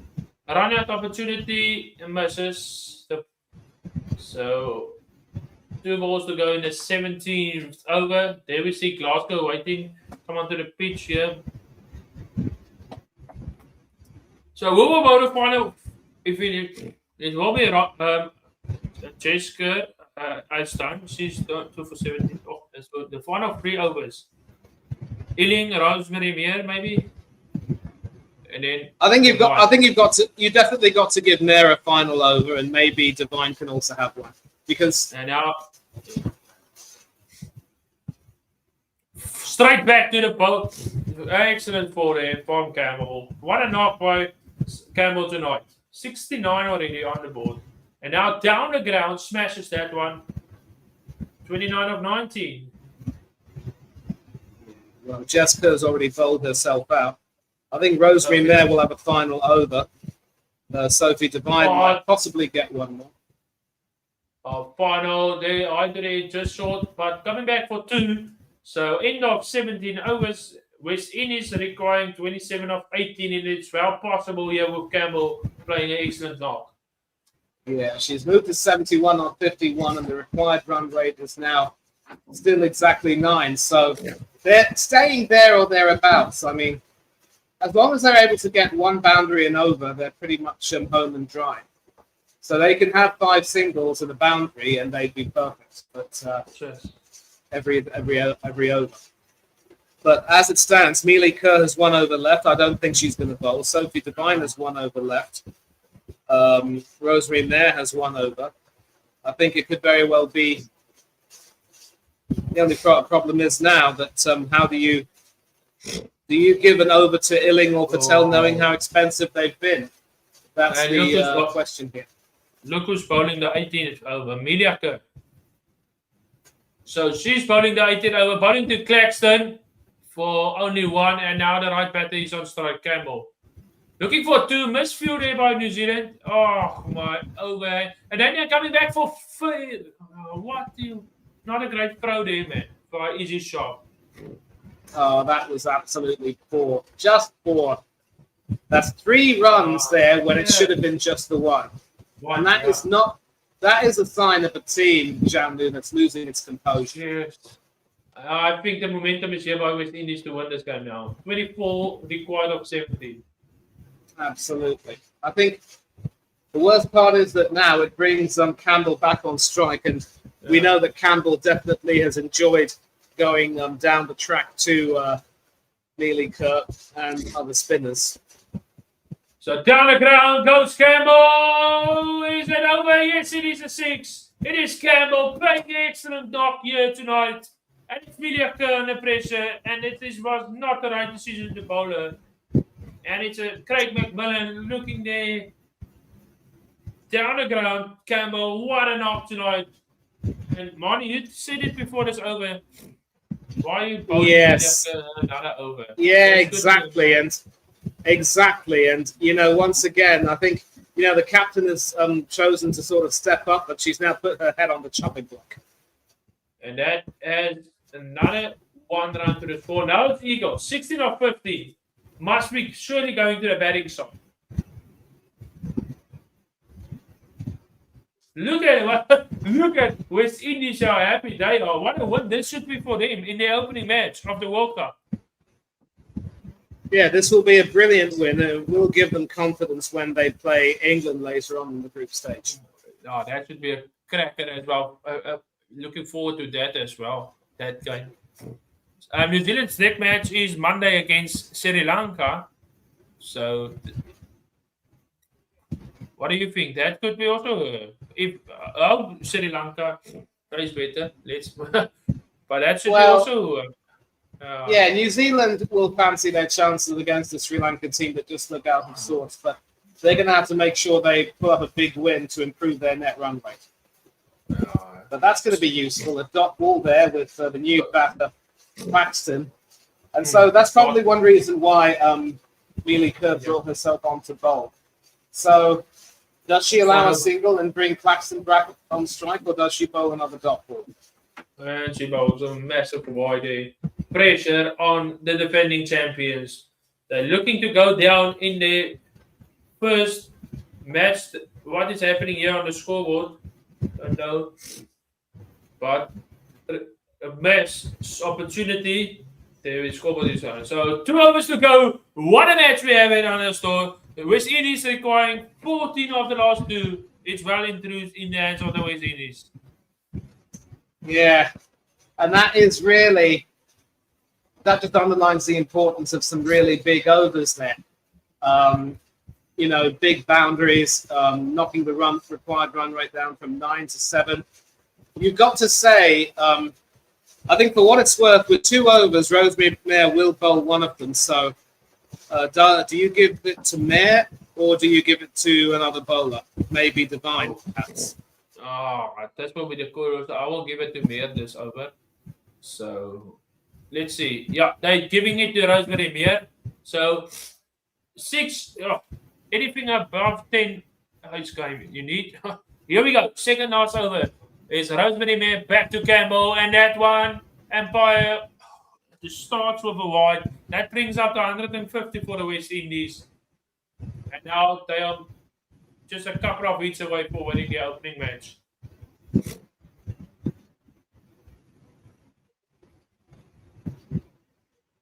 You see, earlier today, Marty, we talked about the drop catches that New Zealand are going to look back. And so Rosemary Mayer, good ball, dot ball. Yeah, so was. Coming up tomorrow, it will be Bangladesh playing against Netherlands. Netherlands making their debut. Not live on the channel, but will be live on the channel. It will be India against Pakistan. That old enemy. That will be live tomorrow on Hanu's channel. Not on mine, on Hanu's channel. I don't know who's doing it. Marty, do you know maybe? Are you doing it? I think we might have someone doing it, but in case it doesn't happen, we'll find someone. Oh, good. That should be a cracker as well coming up tomorrow, right? From Birmingham. Yeah, and your smart money will be on India to win, but stranger things have happened. India are under pressure this tournament. Into the Campbell gets it for 4. Now just moments away for victory. Campbell playing a man of the match innings here tonight. Woman of the match, but we got the message. And this is it. See, all of the hard work that you've done bowling those dot balls, but then you let the pressure off with some bad deliveries, drop catches, and I think it's fair to say that this is the end of New Zealand's defence of their tournament. Mealy Kerr did say that she wanted to start from a clean slate and not really think of themselves as defending champions, but I'm not too sure that's really the right way to go about it. Coming back for 2, Campbell playing an excellent knock here. There we see Stefani Taylor not playing tonight, and Campbell is down with a little bit of cramps. 7 of 9. 7 of 9. You said it earlier today, Marty. Melia Kerr said that she want to start off with the win. Don't forget, guys. I want to tell you guys, don't forget to hit and like and subscribe if you haven't. It would mean a lot to the channel. Plenty of more matches coming on to you with Marnie, Hanu, and me. So don't go anywhere. What a match we have in our stores today. What the great game here in the Group B match. 7 requiring of 9 balls. Campbell, what do you think will Campbell do? Will she look for the boundary to maybe finish it in this over? Let's see. She might. We'll see what happens. Rosemary Meyer back onto the stumps for only 1 run. So 6 requiring of 8 balls. It's just a matter of time here. And what a first match for me on the cricket. What a first match. This was excellent. Great match, Marnie. Brilliant match tonight. Yeah, you picked a real cracker tonight, and we're now going to see the first win by a side batting second. So the West Indies basically showing how to approach a chase, but New Zealand equally showing how not to field. Sure. No, that's a draw. So Claxton on strike. New Zealand, unfortunately, no way. Dropping 6 chances gone for New Zealand this evening. Dropping, that was that. So Rosemary Meyer to Claxton here. And a great Yorker delivery. But I go to steal a run. Oh, misses the stump there by Easy Guys. And they're slipping. No, they're just going to. Oh, it's an opportunity for a run out. No. Everything is going on here now, Marnie. Yeah, you can see right now. Obviously, this is the sort of time when you see the ball passing the batsman, and the non-striker decides to run for one, and that's 1 more run to the total. I think Campbell saw Claxton slipping and decided she couldn't go through with the second and had to run back. But here we go. Final ball of the 19th over. Rosemary Meyer to Campbell, and Campbell defines that for 1. So West Indies requiring only 4 in the last over, and it's surely days to lose now. Yep, 1 boundary will seal it. And to answer your earlier question, I think Campbell will definitely want to get a boundary in this following over. 88 off 59. She won't get a century, but it's still a magnificent knock under the circumstances. Batting second, when West Indies lost Hayley Matthews and Deandra Dottin, you would have thought that they would be under a bit of pressure, but she's managed it magnificently. Sure. Brilliant. Yeah, by Campbell this evening. West Indies are 4 runs away for winning this one tonight, and well deserved. Winning their opening match against the defending champions, New Zealand. Can you believe it? Yeah, you're getting it correctly. So, final couple of overs. It's possibly just this 1 more that Campbell want to smack out of the gun. It's going to be Sophie Devine that's going to hold the last over here.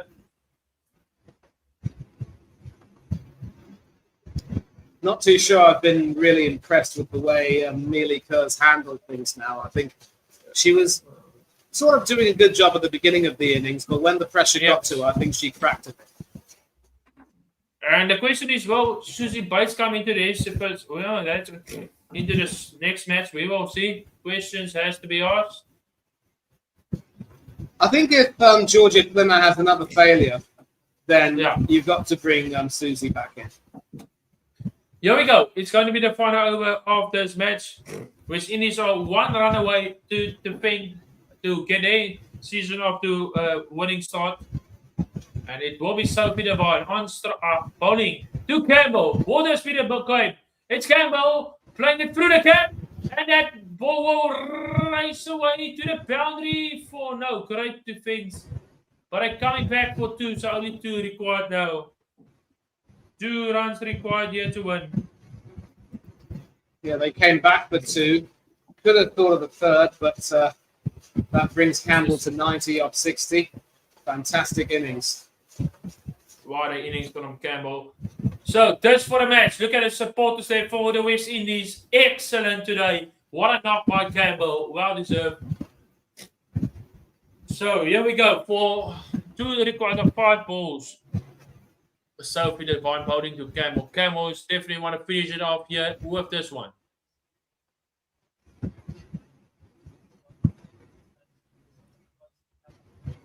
Yeah.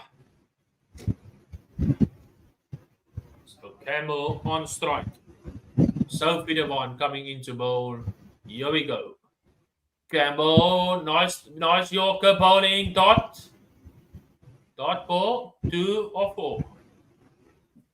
Magnificent fielding there as well, off her own bowling from the former White Ferns captain. Excellent there. But both she and Bates will leave a very big hole in the team. Has to be filled. So 2 or 4. Sophie Devine back to Campbell. All the fielders inside the 30-yard circle.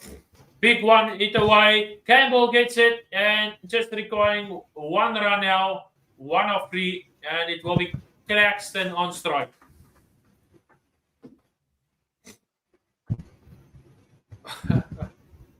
New Zealand will look back on this and say, yeah, 6 drop catches, a few missed stumpings. You're never going to be able to win. That is 100. That's that. From there, it was no story. If that catches was a problem. Thank you for comment in English. No problem. No problem.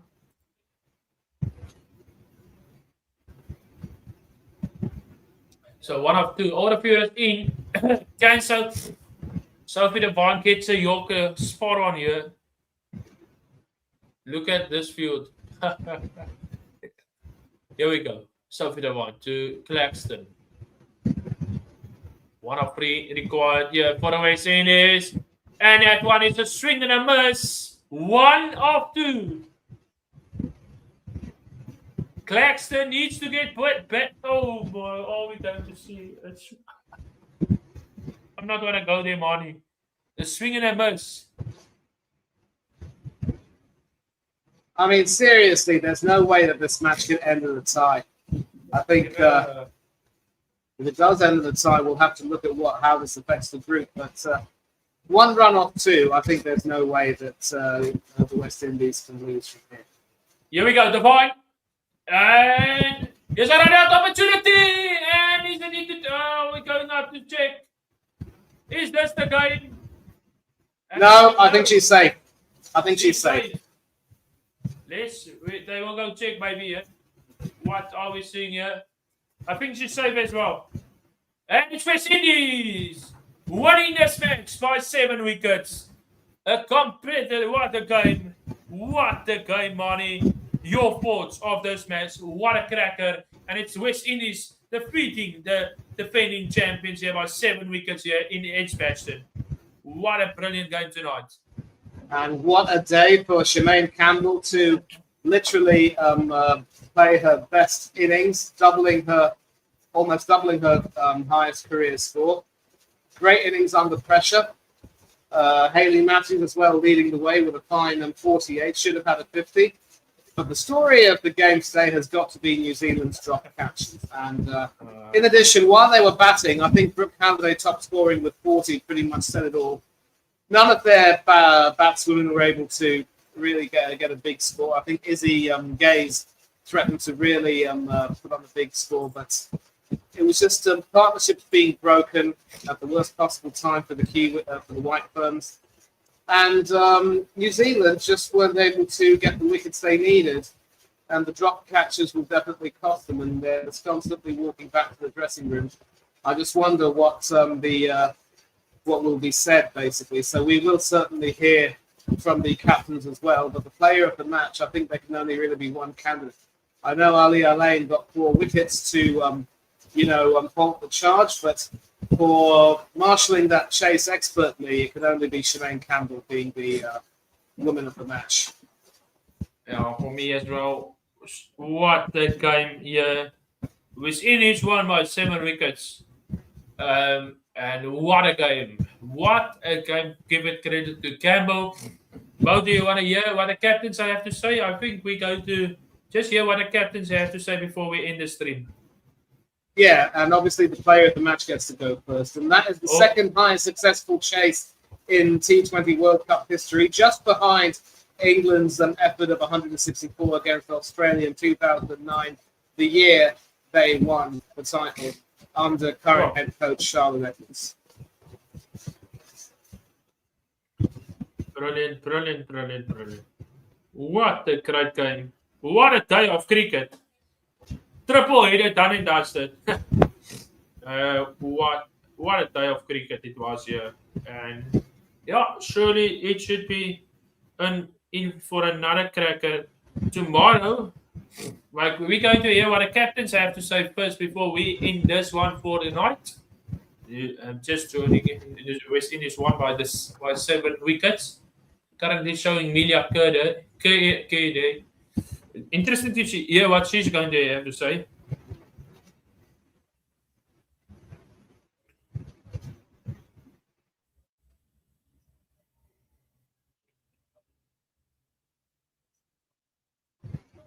But the drop catches money that cost New Zealand today. Yep, absolutely. And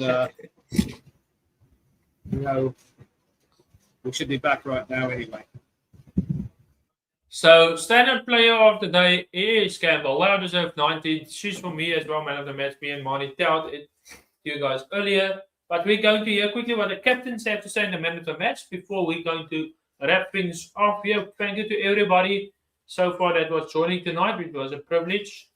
We're just going to hear what the captain has to say. Marnie's going to tell you what the captains have to say after they're talking. But job well done here to the West Indies, winning their opening match in Group B. The only best bowler for the night was James Kerr for 2 wickets for 17 and no other bowler. Milia Kerr, expensive, 0 wickets for 41 and 4. That is the only, nowhere else but with the bowling. But Rosemary Bear as well, no wickets for 27. So we have it. The match summary here. New Zealand winning the toss. West Indies winning the toss and choose to bowl first, putting in New Zealand on 162 for 6. West Indies making 163 for 3, winning by 7 wickets. Joe Campbell, your night player with 90, and West Indies won by 7 wickets. And we're going to hear what the captains have to say.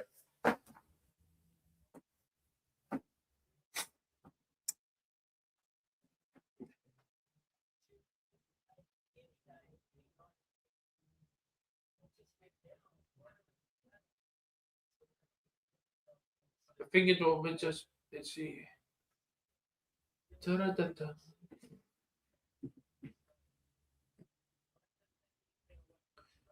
Oh, Ian, let's see.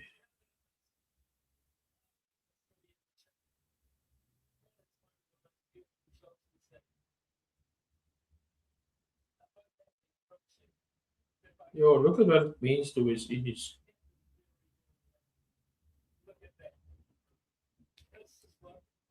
Look how happy they are, Marty. Yo.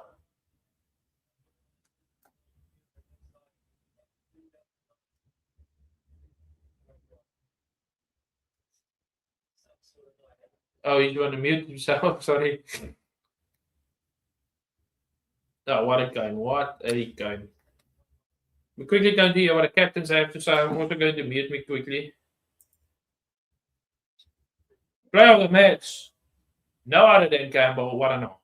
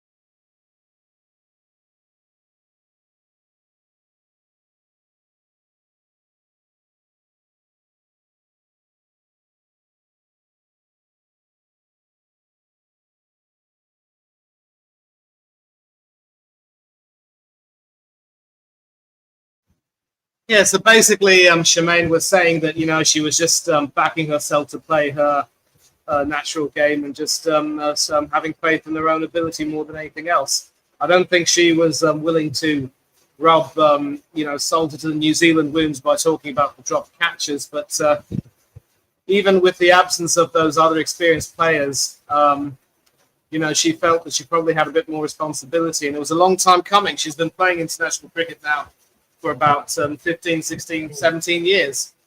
So this puts New Zealand on the back foot in terms of points and net run rates. So difficult job now for the White Ferns.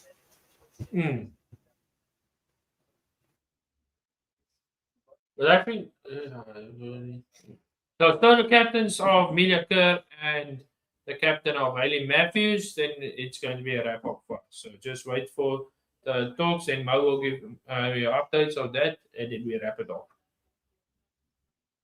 So well done with Indies.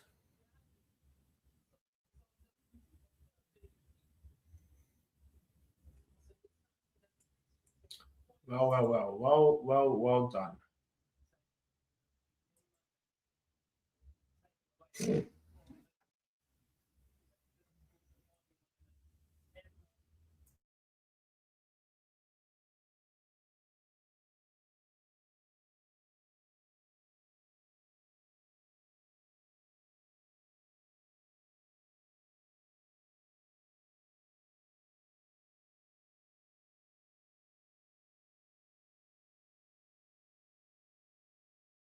So, Mo, your final thoughts of the match before we quickly go into hear what the captains have to say. Your standout players in the match today. What was standing out for you? Well, obviously, apart from Campbell, you have to take your hat off to Aliyah Lane with her 4 wickets. And I think it was also that sort of game where, you had a lot of people contributing. I mean, if we take a look at the scorecard. Yeah. And of course, Shemaine also said that she was a big believer and was giving thanks to God at the end. And she also basically made it clear that she wanted to sort of settle herself in for the first few minutes and, just make sure she got it. Yeah, no Stephanie Taylor, no Chanel Henry, but she was able to, get it done. And yeah, obviously, in terms of as far as bowling is concerned, Afi Fletcher also was quite economical, but Aliyah Lane really stole the show. From the New Zealand point of view, I think only Halliday and Gaze and Green did themselves some kind of justice, but they should have kicked on to get Halliday and Gaze should have gotten bigger scores. I think Kerr and Thriller were very big disappointments. It was a horrible day for Amelia Kerr's captain, only 5 with the bat, and I think she just crumbled under the pressure with the ball. And apart from Jess Kerr, no other New Zealand bowler was able to take a wicket, although Rosemary Mayer was also quite economical at first, but then just lost her way near the end. It was just a perfect day for the West Indies, and New Zealand just threw it away with their drop catches and their poor fielding. Yeah, that's kind of you must be taking catches if you want to win the World Cup as well, and your fielding needs to be spot on. And 100% that you're saying there. So we're quickly going to hear what Amelia Kerr and Hayley Matthews has to say. Then Bonnie's going to tell you, and then we wrap it off for the day. So, yeah. We're just waiting at the moment quickly for the players' interviews loading.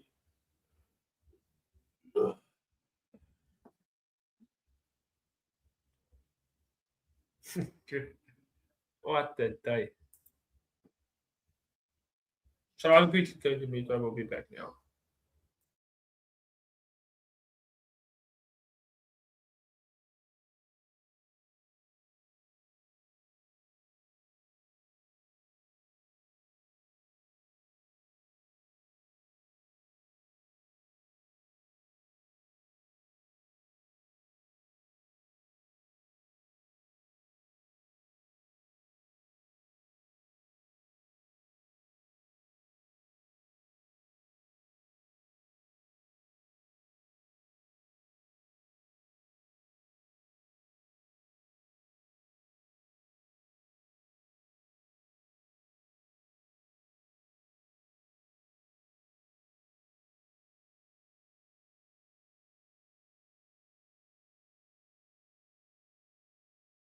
So captains going to talk, and one a day of cricket it was. Scotland winning by 40 runs earlier today. South Africa lost to Australia by 65, and the match here, West Indies won by 7. So time to go down to have a word with the captains. William Kerr first, and then Hayley Matthews.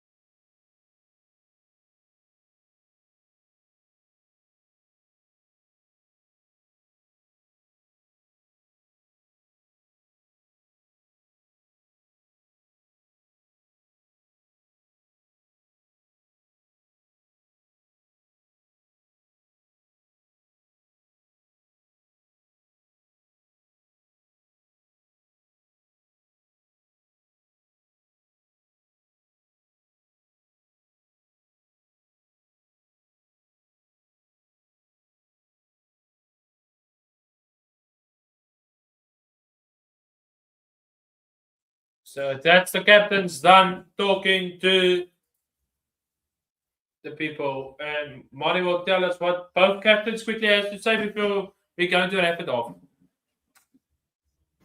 Yeah, thanks, Jean-Louis. So obviously, Mieliko was a bit disappointed. I think she will look back on this game, as I said, as one of the most disappointing games as captain, failing with the bat, not really able to provide control with the ball, not really able to marshal the team well.